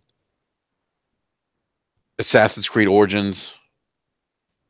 You know, like I played Persona 5 and Horizon Zero Dawn back to back, man, and I just I don't want any more. I don't want to say that I don't want any more of those types of games. I just want shorter experiences now. If that makes sense. Like I just want nice, like a game that I can beat in 8 to 10 hours, has a good story, has good gameplay, and I'm happy. Mm-hmm. I don't need like 50, 40 hours or of gameplay. I think it's I don't know. I hear you, man. Yeah, do you guys think? What do you guys? I mean, what do you guys think about that? I mean, do you guys think that maybe the focus now should be on kind of creating games like what Bethesda's doing? I mean, Bethesda's making, outside of like Fallout and Skyrim, you look at games like Prey and Dishonored. Man, something like Hellblade was like the perfect length, perfect price. PUBG, because that is really true, man. I mean, like B was saying, he's got like a lineup of JRPGs, and we know those take a ton of commitment, ton of time, and more games keep dropping, and you kind of say, well, I want to get to that one, but I want to finish this one. And then sometimes, like you said, you come out feeling a little bit fatigued, and then something else falls through the cracks. So I'm all for shorter, tighter, concise experiences. Like I know some people were like saying like, well, Wolfenstein was $60. Yeah. But it's not very long. And I'm like, can we get past the idea that, a game's length, determines how much it should cost? Because there's a ton of games out there that are like long experiences, but you're bored to death. Yep. You know what I'm saying? I have no problem with the game, giving me what I want in those few hours, didn't overstay its welcome. I'm good with that, Because I think we said this on the podcast a few weeks ago, like especially like nowadays, man, you can go to the movies, spend for 2 hours, and spend like $40, $50. That's right. So a game giving me $60 worth of entertainment, and it was like 10 to 12 hours, I'm good with that. And especially if the game decides, like a Dishonored, well, you can go back through the game and play it this way and get a different experience. That's a good point. Yeah, there's some replay value, absolutely. So yeah. And this whole idea that, if a game has, games of service multiplayer that keeps you coming back, that's where the value is. Not necessarily all the time. Look how many games we have like that people, like, it drops off. Like, people just bounce. They're like, all right, I'm done. I got my fill. It's the same thing. Yep. So. Totally agree, man. Yeah. I'm all down for the tight experiences. I think that's why I love, most of the games that come from Bethesda Studios. Like, I love machine games. I love the guys who put Dishonored out there. Prey was amazing. Yeah. Like, I'm good with those 15 to 20 hour experiences, and beat it, move on to something else. But also, I still have love for JRPGs. That's something I've played since a young kid, and they kind of went away for a very long time, and then they made the resurgence. These past couple of years. So I jump into the ones that kind of pique my interest and give those my time or whatever. But I definitely agree. Everything doesn't have to be this big open world game. Most of the time I play it for 10, 15 hours. I'm like, all right, I'm done. Like, have no interest of returning to this game, just because of some of the nonsense that comes along with open world games. So hopefully, more developers start to understand, like, if you just deliver a great package, that's all that matters. You don't have to fill your game up with fluff. Your game doesn't have to be open world. Your game doesn't have to have multiplayer. You know what I mean? You can put together a great game and not have all the extra stuff just to say that you have it. And if your game has multiplayer, that's fine too. You know what I mean? But just deliver a great package at the end of the day, and people will respond accordingly. Yeah, but it seems like I think that the trend too is how do we create something that maintains a high level of player engagement, right? And I think that's why we see a lot of these open world sandbox games, because they allow gamers to, or they keep gamers in the game, as opposed to, a game that's 6 to 10 hours. And I understand that. I get that from their perspective, and them trying to generate more revenue out of a game. But how many developers are truly awarded that benefit? You know what I mean? To keep players engaged. There's not that many. You know what I mean? When you really break it down. No, there's not. I mean, I think there's few that are actually benefiting from those types of games. But you know how it is. I mean, what they see it working for one developer, and they want to do it. They want to do the same thing. The industry tends to copy success. So, but I'd like to see a mix. I think this year provided a good mix. I think, at least for me, it did. With smaller, more single player focused games, multiplayer, and then those open world, sandbox type games. I think, at least for me, my perspective, there was good balance for me. You killed yourself playing Horizon, then going into Persona. I did, man. I seriously got burned out big time. I think I shared it with you too, E. Yeah. Well, this is kind of where I'm at right now. Like, I have in my backlog, I have Persona 5, I have The Witcher 3, I have Breath of the Wild, and right now I'm doing, like I said, I'm doing Frozen Wilds.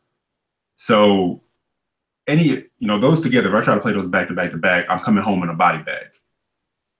You know what I'm saying? So in between those, I have like some other titles, like some first person shooter stuff, some smaller titles that I'll sprinkle in between there. But I do want to get to those. But sometimes you look at some of those and you get overwhelmed, man. You're like, wow. Because none of us have extra time. You know what I'm saying? That's like the last thing that we get.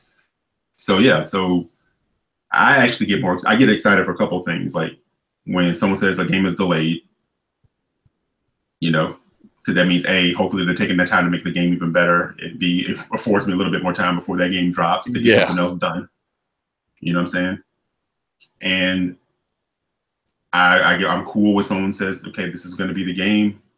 This is what's going to happen. It's going to be about 7 to 8 hours, and it's going to be, this price. Yeah. I have no problem with that. Some people look at that as, oh man, they're ripping us off. No. Again, man. I don't look at it as a ripoff. I mean, Edith Finch was what, a 3-hour game, 4-hour game? Yeah, I think it was about 3 hours. It was what, $20? Yep. Yeah. It was awesome. $20. Great experience. It was awesome. $20. It was a great experience. Yep. I mean, I don't get that. I don't get that. And then you have something like PUBG. So anyway, I'm not gonna get back into that. What's interesting, guys? The rumor of, what do you guys think about this Playground Games making Fable? Yeah, I saw a rumbling on that. I thought they were like, was there any truth to when they were like breaking off to do a different game? That I thought it was gonna be like a multi-plat. I thought they went to Microsoft and Microsoft wasn't interested. That's what was said to me. That Microsoft, they went to them. Microsoft said no. Who knows if that was? I don't know. Who knows, man? I think the only reason that it probably is multi-plat is because like they have been so vocal about what they've been doing. You know what I mean? Like people have been hiring where they got to do studio and things like that. And you just don't see that from like a game that's coming from like Microsoft. You know what I mean? Usually everything is like hush hush. You know what I mean? They don't know we would never know that it was an open world game. You know what I mean? If Microsoft kind of had control over it. Just because that's how they are. You know what I mean? We don't know about their games until they're ready to announce them. We don't know anything about them. So that's what makes me kind of believe that it is, like a multi-plat game. Because I think they got some Horizon devs, they got some guys from The Witcher. You know what I mean? They got some talent on that team. They got some pedigree. Yeah, they definitely got some pedigree. So it's going to be interesting to see what the game is and how it's going to differ from what they've been doing, which is a racing game. So it's gonna be interesting. Yeah, and honestly, man, like I like Fable. I always thought it was a great franchise, but are either one of you guys really looking for another Fable game? No, not really. I mean, after 3, I think people have fond memories of Fable 1. I think Fable 2 did just decent. I think Fable 3 kind of fell off for people. Fable 3 fell off for me. 2 was probably for me the best in the series. Mm-hmm. I mean, Fable 1 had so much. 2 was amazing. Fable 1 had so much hype behind it. Mm-hmm. Yeah, because of the promises that were sold, but were never delivered on. But Fable 1 is still a very good game, and it is, yeah. But and Fable 2 that just like built upon that. I think this is that situation where people feel like they want a Fable, and I saw people saying like, bring Fable back, keep some of the humor, but make it more, a little bit more dark. But I said, you had that game. It's called The Witcher 3. Where's Roach? So it's sort of like you're gonna come in and try to compete with, something like that. And I'm not saying they couldn't, but again, I don't know. I mean, that's where it kind of comes into that thing of where it's like Microsoft needs to assume the risk. Like everyone kind of gives them the pass and says, well, they don't want to do that because it won't sell. That's not your problem. It's either they make a ton of dough off of services and live, so spend some of that dough. Right. Assume the risk. Put it out there. See who wants it. See who's receptive to it. Take the test. You know what I'm saying? Yeah, and I hear you. But then again, that's one of those that can be a scary situation too. It's like, you pass it off to someone, either they're going to make it really awesome or it's going to be not what people want it. Yeah. More than anything, Microsoft assumed the risk. Xbox fans need to get off their ass and stop talking about it and be about it. Right. Pick up these games, support them. I just don't think it's. I don't think it's another Fable. I think it's a. I don't either. Multiplayer, and I'm not even sure where that rumor came from. That it's another Fable. I do think I wouldn't be surprised if Fable did come back at some point. At this point, I would just wait a couple years before Fable comes back. Like, just let it breathe for like 5 years. Bring it back to some like. I mean, we just had what was it? Fable Legends. The game was. They announced it. People were playing it in a beta for like a year and a half. Canceled. It's gone. So at this point, like, you already pissed people off because you had people thinking like, "Oh, this game is coming out." You know what I mean? We've been playing it. And then you just up and cancel it. So at this point, just wait like 5 years, cool it off, bring it back as an amazing game. Don't bring it back and let it be subpar, because then you're just gonna piss them off even more. You know what I mean? Like, Microsoft has to, take control and put one of their big studios behind, some of their storied franchises. Don't put Shannon on it. Yeah, like you can't just keep. Letting all these other developers take your franchise, and then at the end of the day, you're like, nope, that ain't it. We're canceling it or whatever. Or you release it and it's some subpar game, that people talk about for about 20 minutes and then move on. You know what I mean? So we've established Halo, we've established Gears. Forza has been doing really well. Fable was that, that was a cleanup, and they couldn't deliver on that. So at this point, just wait until it's right and then release it. Like, you ain't got to rush it for me. Yeah. Exactly. Now, what about Remedy? So I don't think we'll hear anything from Remedy, but we know they're working on. I think we hear something from Remedy in 2018. Yeah. E3.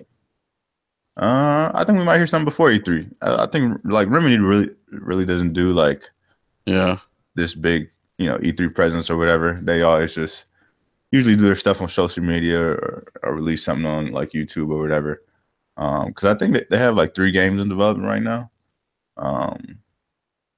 So like the one that they kind of softly announced like this year, like, I don't think we'll hear anything about that, but I think they are working on like a shooter, Crossfire, so that we might hear something about that in 2018. Interesting. I know that they expanded their team. They hired some people. I'm actually really interested to see. Obviously, I think most of us would agree that Quantum Break was kind of a fall off for them.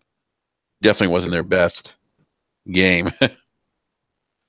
Not at all, man. Like I said, and I don't know if it's directly Remedy's fault, but that game was subpar, man. Like, it was cool for what it was. You know, it got hyped up, and people thought it was going to be this amazing game. And, you know, when it came out, it was like 5 to 6 hours long. People were saying it took them like 30 hours to beat the game. It's just nonsense. But, you know, hours. but it's just like, you know, the game is not what they said it was going to be And at the end of the day. Eric, as you and I have talked about on many occasions, the boss battle was terrible. Yeah, it was. I mean, for all the buildup of the powers, and I mean, yeah, Quantum Break had like the eye candy. The concept, I get what they were trying to go for, but I don't know. Maybe from playing some of the infamous games and different things like that, I'm kind of like kind of like seen that before. And again, honestly, as I think back on that game, my playthrough for it was fine. It was like whatever it was. I don't think they should have gone away from the original protagonist that they had. I know what they were trying to do. They were trying to make like this TV show, like mashup type thing out of it. I think they should have just stuck with the regular dude. I don't think they should have done the TV show in between, because that was like more money that they could have probably used for something else. Because I'd argue how many people have gone back to rewatch that show that they were so marveled with. It's fine for the first time through. And then it's funny too, because people always bitched about long cutscenes and stuff in games, and and especially in particular giving Sony a hard time, like with certain games, like, oh, it's cutscene. But I'm like, but you're watching TV. You literally legit stop to watch TV. Yeah. And people said that was, they were trying something new. That was like they were trying to like break new ground there. I'm like, that's not groundbreaking. People have done that before. I mean, legit, when we were growing up, what was that show, Captain something, where you had like a little spaceship that you could shoot at the screen? I don't know if you guys remember that at all, but yeah. I don't remember that. Yeah, it's like a TV show that used to come on like Sunday mornings, and they sold toys that went along with it. It was like this whole game. Yeah. And all this other stuff. So it's just, and beyond that, the lead character in Quantum Break was just boring as hell. Yeah. Like nothing. I mean, he's out there shooting these guns and has these powers and this and that. And it's just when you think about it, it's generic shooter. Wrapping around like a science fiction story. And I'm not trying to like just go in on it. It's just an interesting thing. People kind of go, that game is a masterpiece. And I'm like, it's a decent game. Mm-hmm. It's just average. Yeah. It's easily forgettable. Yep. Yeah. Is what it is. Yeah. All right. What about Rocksteady? Now, I think you guys saw some material 2 years ago. There's supposed to be a new Rocksteady game. You guys know what I'm talking about? Yeah. You're talking about the it's another Batman esque. Mm-hmm. Yes, esque game. Yeah. So is that what they're working on then? And do we see that this year? I'm hoping, man. Fingers crossed. That was like 2 years ago. We saw that. Yeah. Mm-hmm. I think. Wasn't the rumor like recently Superman? Yeah. There was a rumor that they could be working on a Superman game. There were some images that were leaked. I don't know if they came from Remedy or not, but I don't know. Would you guys be hyped for a Superman game? No. I can't say. I don't know. I'm not a game creator. That's not my realm. I just wonder how you make a Superman game good. Yeah, I think how do you do that? I mean, he's flying around. I mean, I don't know. I think that's a hard one. He's OP already. A Superman VR game would be pretty high. Yeah, something like that would be. But yeah, I just don't. I think. I don't know. I know people kind of want it, but I don't. I mean, if anybody's going to deliver it, I guess Rocksteady could. But honestly, after playing something like First Light, I think a Flash game would be pretty cool. Yeah. Because you need a character that can still like be hurt. without a need for magic or kryptonite or something like that. Because I mean, I'm sure you could have like kryptonite soldiers running around and this and that, and you could figure it out. But yeah, like traversal made sense for Batman because of how yeah, characters like that, like Spider-Man, Batman, they kind of make sense for traversal. And yeah, it's kind of hard to do with, I think, Superman. I think VR would make sense for a Superman game. Yeah. Yeah. Yeah, Batman Beyond could be cool. Yeah, we'll see. So, gentlemen, real quick. So, so now that we talked about some developers and games and issues with Destiny 2, what do you guys want to see from the big three 2018? I'm gonna let E start it off, man. B's gonna drop some truth. Oh, from the big three. Well, you know what I'm looking for when it comes to Microsoft. I personally don't think that I'm going to get that anymore. And that's like new AAA IP from them, new concepts. I think they're completely content with just hitching their wagon to other stars. And I think most of the fan base is kind of allowing that. They're kind of letting them know. I shouldn't say most of the fan base, but the ones that they listen to the most, like on social media, constantly giving them passes for that. From Sony, I still like to see, again, we know that certain games that they're going to drop this year, they're going to deliver on. That I'm looking forward to, but outside of that, I like to see them probably try to introduce like another new IP of some sort. Yeah. And as far as taking risks, I mean, the thing that people criticize them on is trying to deliver something more to snag in that multiplayer fan base. Mm-hmm. So I think they could afford to take a risk there. And from Nintendo, we already know, they'll probably deliver on some of their, top IP. But I just see a little bit more risk from them too. So I think for all three, I just like to see them start to break outside of some molds and take some risks, a little more risk. Kind of spread their wings. Yeah, yeah. Right. And for Nintendo, really start to try to nail down some of the feature sets that we're kind of used to seeing in the 2017, 2018 game space.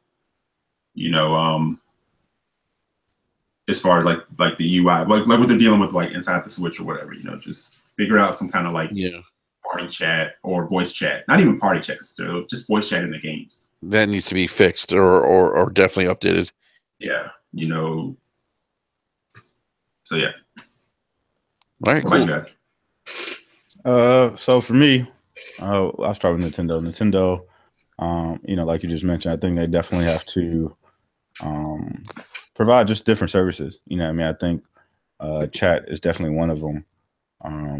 I need to see, Virtual Console come out. I want to see what their online is going to be about. They did say they're going to charge us $20 a year for their online. So there hasn't been really any talk about it since they announced the system.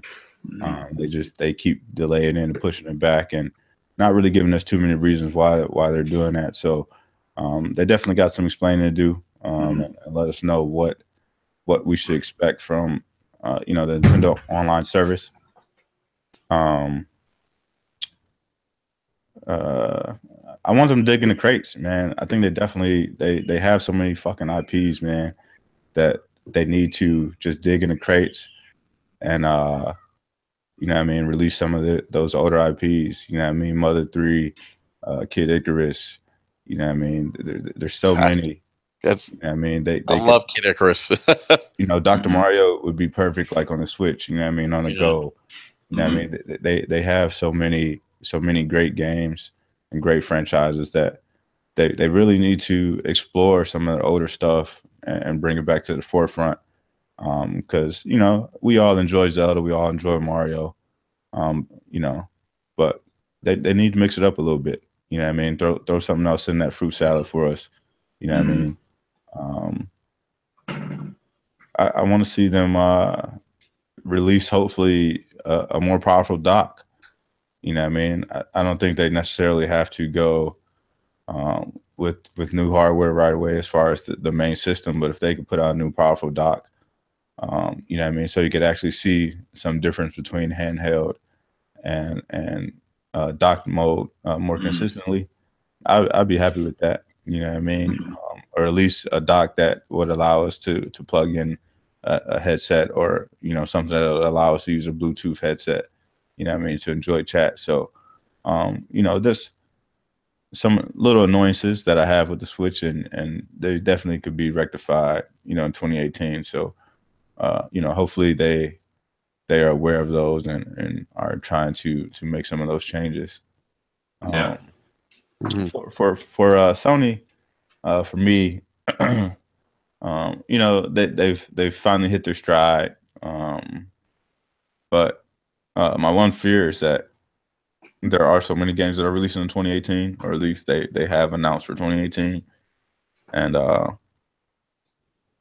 so beyond that, it looks a little sketchy. You know what I mean? There's a few IPs, and this reminds me a lot of when the PS3 was transitioning to PS4, and we got a bevy of new IPs, and then PS4 was announced, and a lot of those IPs could have been on the PS4, but they weren't, and they were kind of in a crazy situation, you know what I mean, with the PS4, because they had this amazing system, but no games to play on it.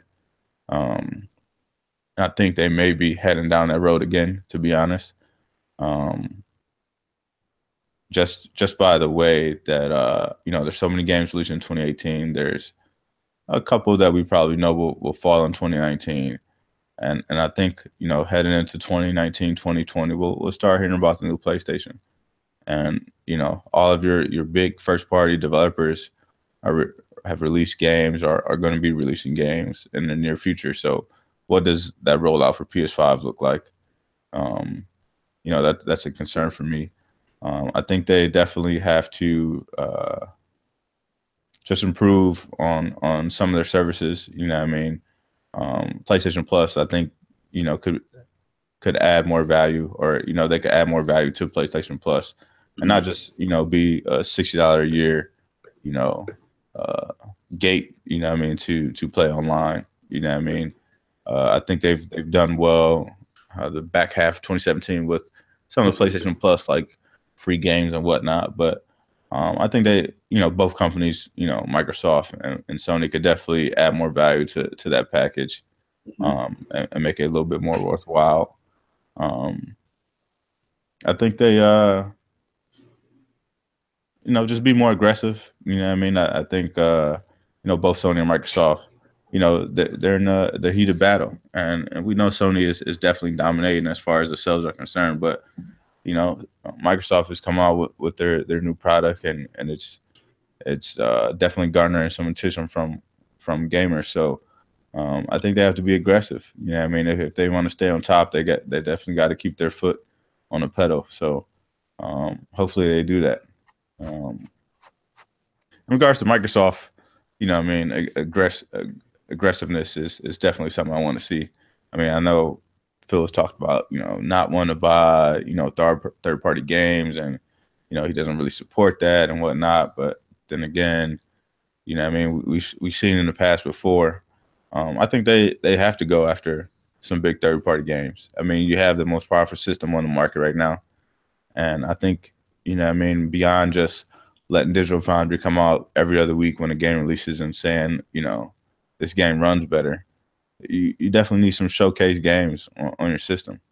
You know what I mean? Could you imagine if let's just say a Red Dead was an exclusive game on the X? You know what I mean? How beautiful that game would look, and how much swag Microsoft would have. You know what I mean? If they could say that they got this big exclusive game that's can only be found on their system. So I think they definitely have to be aggressive. You know what I mean? Go out there and get some third parties. You know what I mean? We've heard rumors about Sony could have locked up the new Devil May Cry 5 or whatever the case may be.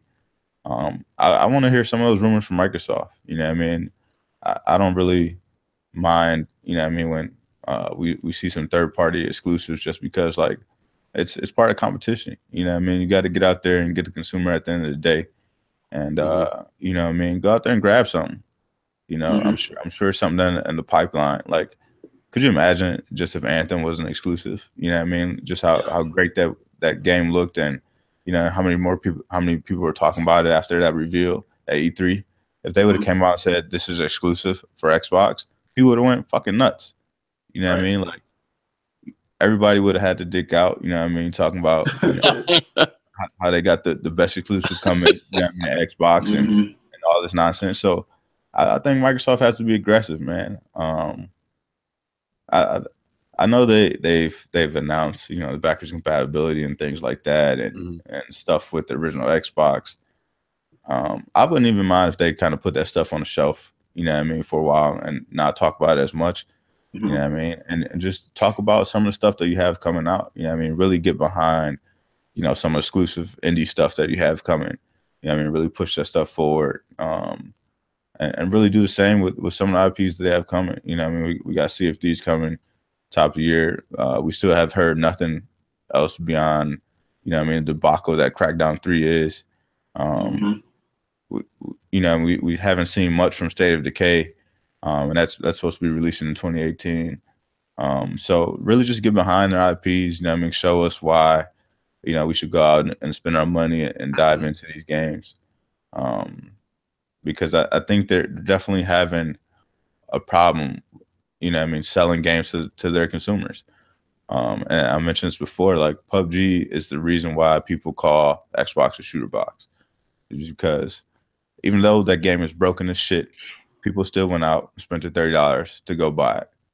But you didn't see those same people running out to buy Recore or Quantum Break or Sunset Overdrive or, you know what I mean, all these other IPs that Microsoft spent a lot of money on to get to ensure that they were exclusive or that they just bought.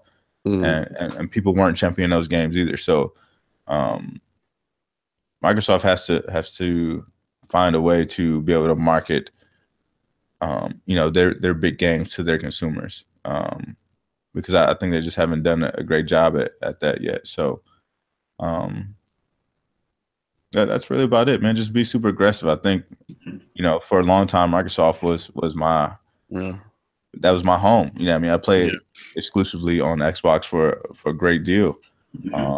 And now I mostly play on the PlayStation, to be honest. You know what I mean? Like most of the games that have come out this year have been on PlayStation. So that's where I found myself. And since I've played on there so much, I've bought a lot of third-party games on PlayStation, and I've just been chilling on PlayStation. So Microsoft definitely has some work to do to sway me back to the other side.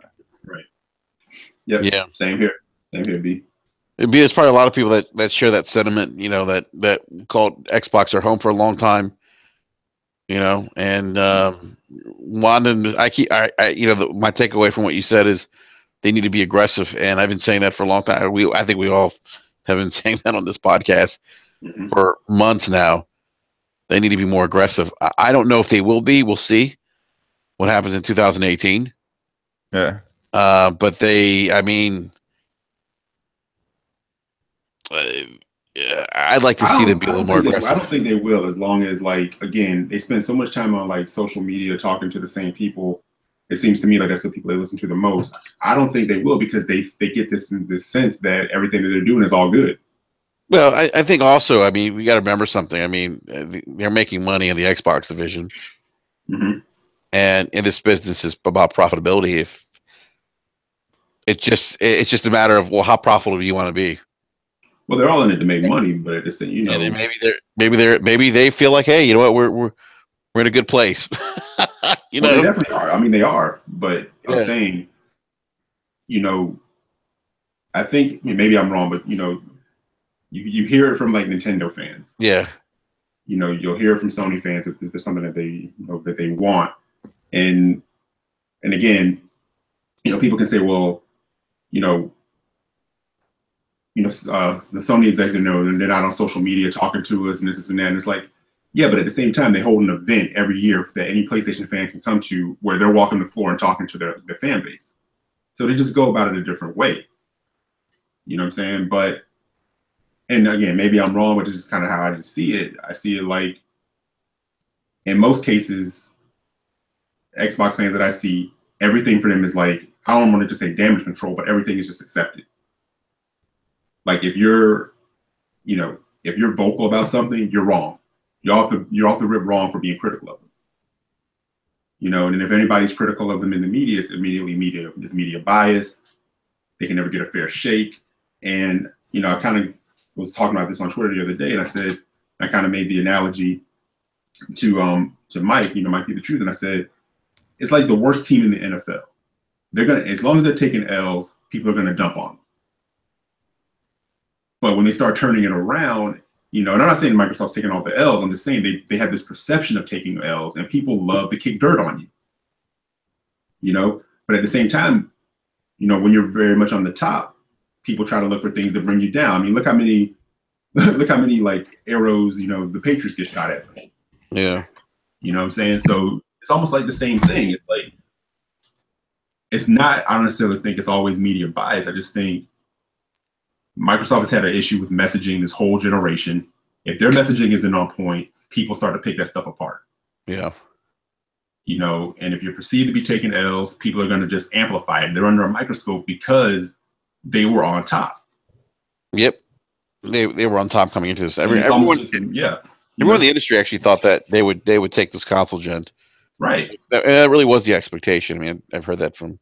Right, but they were on top. But at the same time, they almost have this mentality. If you kind of look at it now, they still have this thing about them where it's like they're still not trying to be aggressive. They phone everything in. The only time they get aggressive is when they have like what they consider to be like an easy L. Here's what I think about Microsoft. I mean an easy W. I think with them, they're focusing on areas. Obviously, I think, and for them, but it probably makes sense. They're focused on the areas where they're strong, and they're a technology company. So that's why we see these games as a services type things that they're doing, because I think that's their strength. That's what they do best. Mm-hmm. I think for some of us though, that might not, that potentially doesn't work. Right. That's a whole other discussion, because that will go into, where's Microsoft going? Where are they taking the Xbox platform? But I'm just kind of like, I'm not in the camp that says, let's wait till E3 2018. If they show me something great. I told you, for me, if I'm gonna start getting at people after this E3. I said, yeah, I'm gonna wait because they just released the X. We all bought X's, and I think by us all buying X's, we kind of co-sign on the idea of like, all right, we'll at least give them the 2018. It's always the wait and see. It's wait till games come. Now it's wait till 2018. We'll give them that. But we said they can't afford to be as quiet as they were all through 2017, leading up to E3. They can't sit back and just be quiet, because they were able to be a little bit more quiet on what they were doing in certain respects, because all they would do is when things got a little shaky, things got a little quiet, they go out there on Twitter and they'd say something about the X. The year of the beast, the year of the Scorpio, and this and that. What are they going to do this year when they don't have that to lean on? That's a good question, man. For me, I'm not even waiting for E3. If they come out with some new content, great. If they don't, they don't. For me, with the X, I'll play multi-plats on my X. Well, and that's the thing. Us saying we're waiting to E3 doesn't mean that the day after E3 they didn't give something. You walk out and say that's it. I'm like how some people like to do. I bought an X. I took that bitch back. All right, whatever. We're still gamers. There's still things that we're going to play on it. You know what I'm saying? But like B said, be spending more time like on my Switch. I'll spend more time on my PlayStation. Yeah. And I think I told you this, Enrique, a few days ago. I said, back in the day, I was rocking PS1, PS2, and then, Xbox came along and did something that nobody thought they would be able to do. And they stole a lot of us away from the PlayStation base. And then Sony did not help themselves through the PS3, early PS3 era. Yep. But you started seeing that turnaround, late PS3 coming through. But I said to you the other day, I said the PS4 to me right now feels like that old home cooking. Again, PS4, I should say. They're two different companies now. I mean, two different companies. I mean, it's a different Microsoft back then than it is today. You know, and they're focused more on being a services-based company. And they see what Steam's doing, and I think that's the direction they're going. Yeah, I think that's why you're not going to see that investment in new IP from them, because they're making money off of Xbox Live. They're making money off of Game Pass. They're making money off of backwards compatibility. Right. They're making games. They're making money off licensing. They don't. I just don't see. I don't see them wanting to kind of carry that torch of a traditional gaming company per se, kind of like a Sony. I think that's why Sony, and I think that unfortunately for Microsoft, that potentially is a mistake in some ways. But I think one thing that we know about Microsoft is that they're kind of good at knowing where the puck's going and what direction the puck's heading from a technology standpoint. Yeah, and I think they're going to be. I think that you're going to see that from a services perspective. You're going to see that they're going to be a little bit ahead of Sony. Now, whether or not that takes them to a place where they're, top dog in the U.S. or whatever, who knows? But I think that's the direction they're going, and I think we just have to make that decision whether or not that's the kind of Microsoft we want. And if it's not, it's okay. Then we just go somewhere else. But in terms of services, what services do you think is going to take them to the promised land? I mean, if we're saying, that they'll outsell Sony, I don't think they'll ever outsell Sony again. Number one, I just don't see that happening.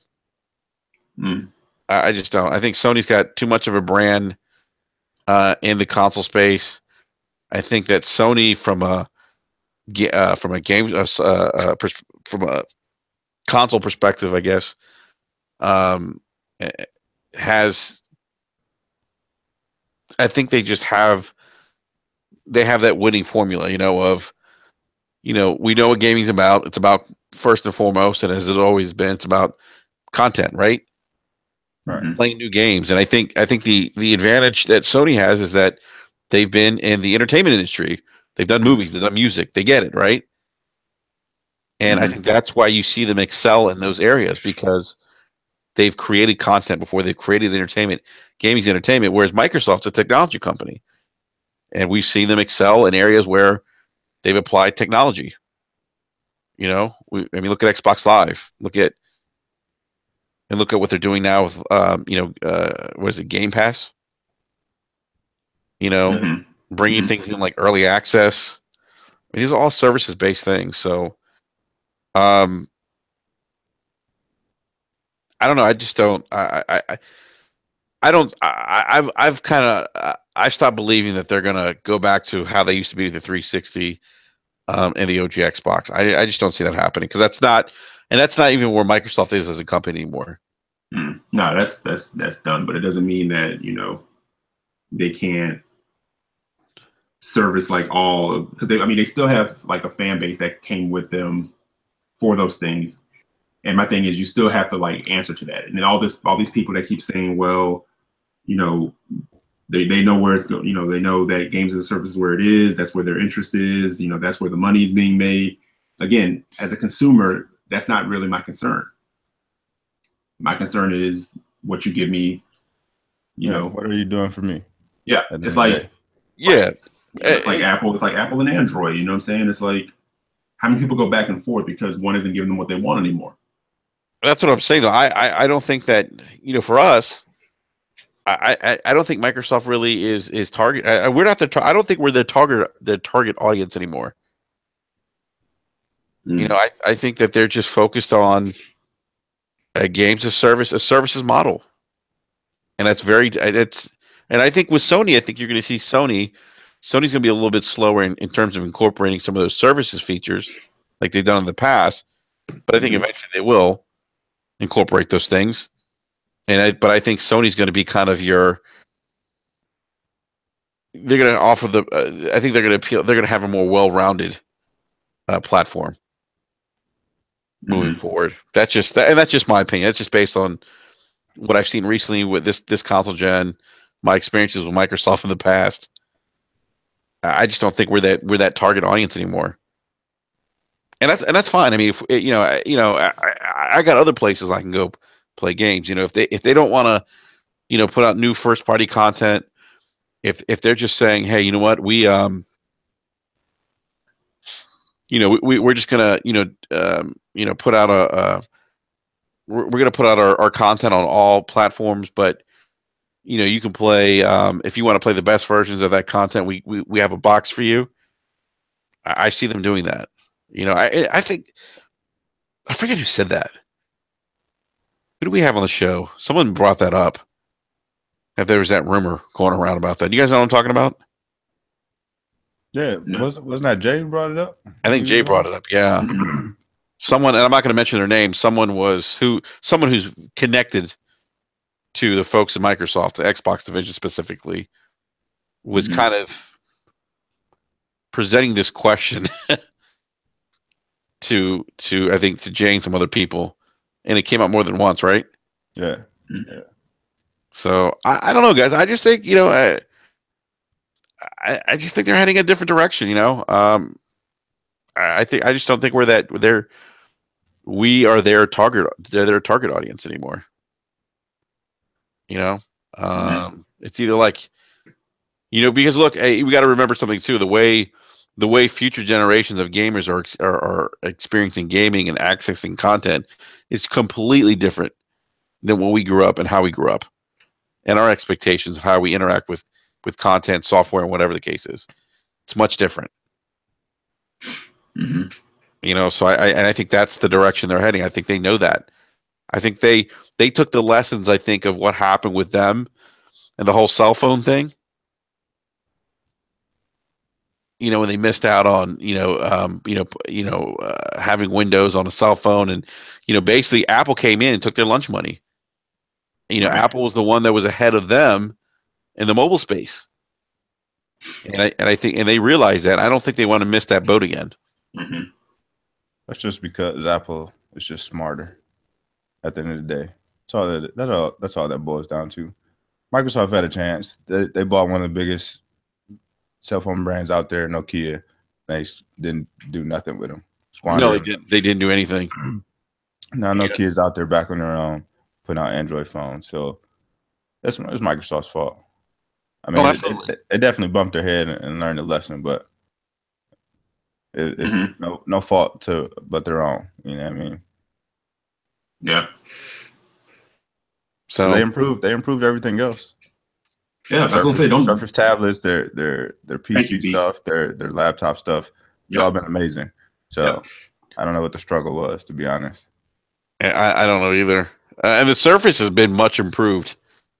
It really has. Hats off to them for that. I mean, but they have basically worked to take the design professional away from Apple.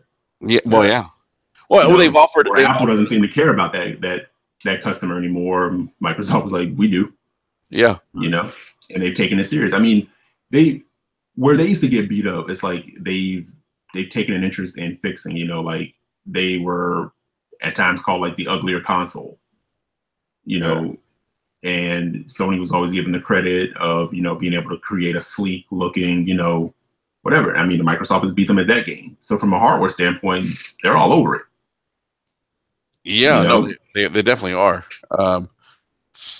But today, yeah, and they do some things that are puzzling. I'm still puzzled by the whole just bundling PUBG with the Xbox One X.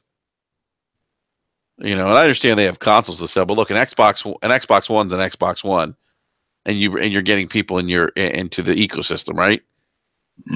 Bundle PUBG with the Xbox One S, like that's still, to me, that's. I think it's good that they bundled, but they should have bundled with both consoles. It's a weird thing, because I mean, it's kind of going back to what I was saying. It's like hitching your wagon to a popular star. It's like, it's a good way to get people to look at the thing, but at the same time, which one is it? Are you saying that this is the beast that can do all this graphical whatever, but you hitched it to a game that's like busted and ugly? Right. What's your message? Their message is, we want to make money. I know. I mean, that's it. I mean, that's what it's all about. But it's sort of like, It's like you're throwing things at the wall just to see what's gonna stick.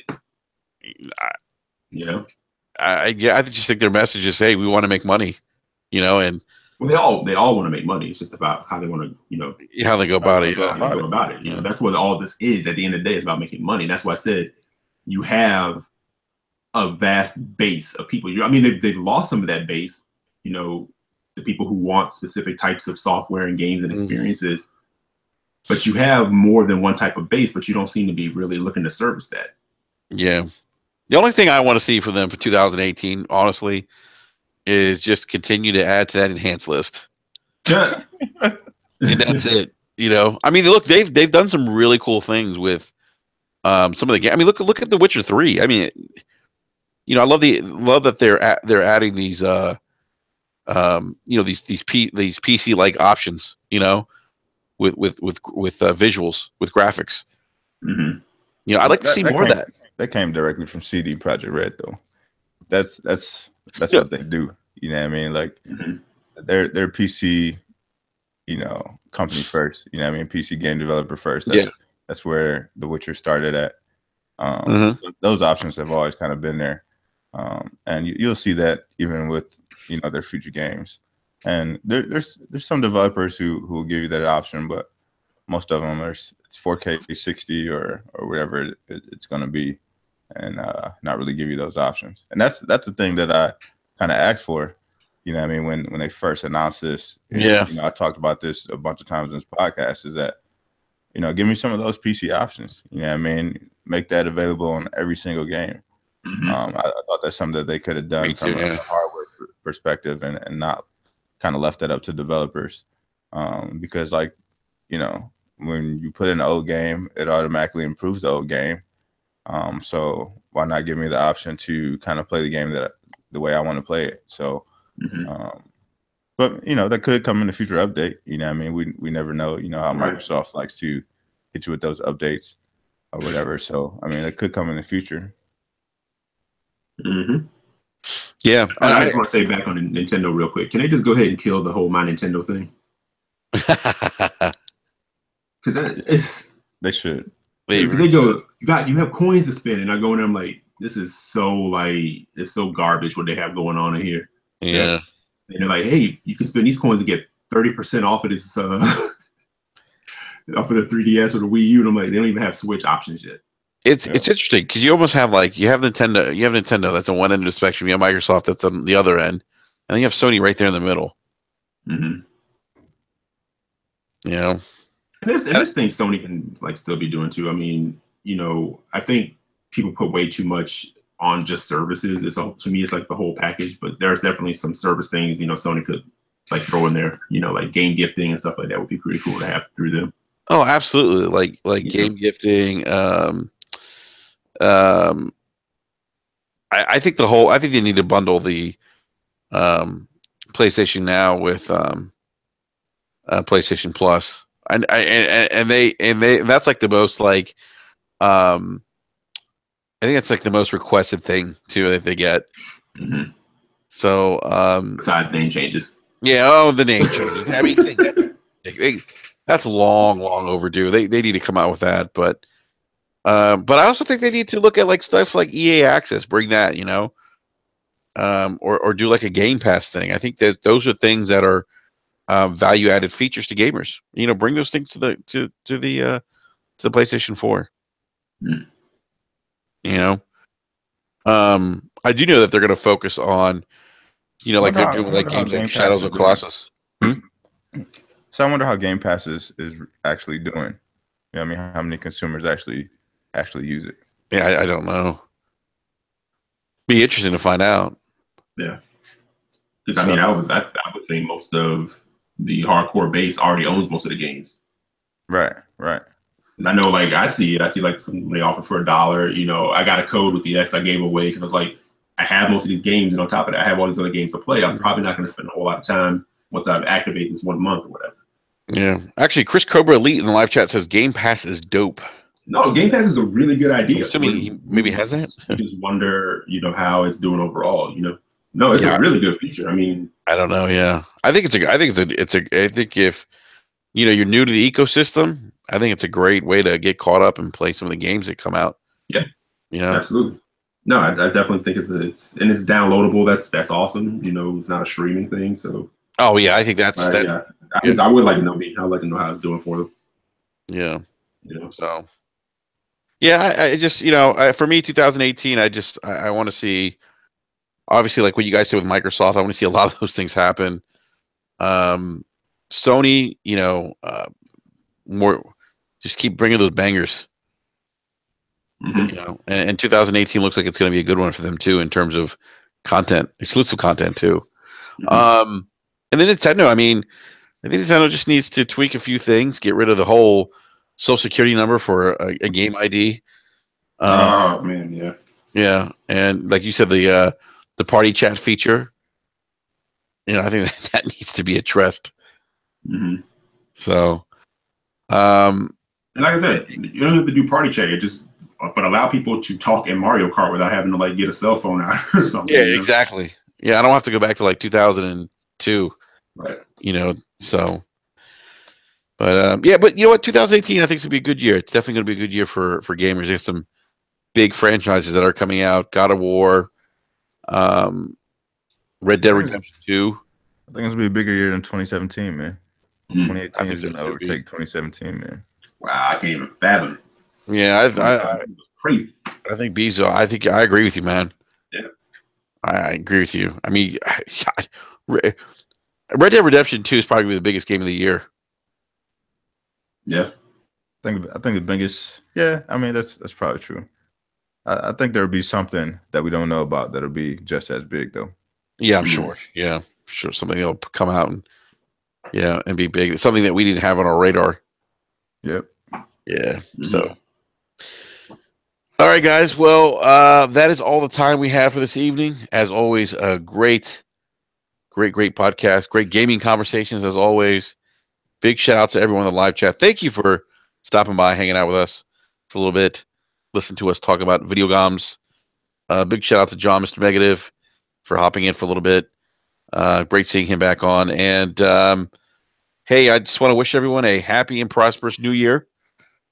This is the officially last show of 2017 for BRAP, and we got to podcast number 95. That's crazy. Wow. Yeah, we're almost at 100. But great year. I mean, just really want to thank everyone for supporting the channel, for subscribing. Remember, hit that like button below, and tell your friends about us. If you haven't done so already, we've grown quite a bit over the last month. I think up like 200 something subscribers, which is great. So definitely really appreciate all the support, guys. I really do. And B Money, Eric, John, as always, I appreciate you guys taking time out of your evenings. I know many of us have families, we're busy, but big thank you. None of this could have been possible without you guys. No doubt, man. No doubt, man. And you guys aren't fanboys, which I love. Come on now. Can't get down like that. Yeah. I don't have time, man. Yeah, and B, I'm glad we got truthful B Money today, man. Of course, man. Yo, B's always truthful, man. No, he was holding back on the Tick podcast the other night. So but yeah, we'll be back. Hey everyone, we'll be back next. Oh, actually, you know what? When's New Year's? Next Monday? Yeah, Monday. Tuesday. Actually, you know what? We won't be back next Wednesday because next Wednesday is my birthday. Oh yeah. Yeah. So I will be out celebrating. No doubt. Yep. I'm gonna be out there celebrating. So yeah, so we won't be live next week, but we'll be back the week after. So although next week I may end up doing a rant, so while we might not have our regular Wednesday podcast, I might drop a rant next week. So if I do, just keep an eye out for that. So all right, gentlemen. Well, hey, Eric, B Buddy, have a happy New Year, guys. You too, bro. And everyone in the live chat, have a happy New Year. Thank you guys again for all your support, Remember to hit the like button and subscribe as well. Tell your friends about us. Tell your mama. Tell your father, whoever. Tell them about Brap. Tell them to come by and hang out with us. Talk some video games. And occasionally we might dive into a little bit of politics, but so. All right. On that note, we are out. Everyone have a great evening. We'll see you in the new year. Adios. Long live PUBG.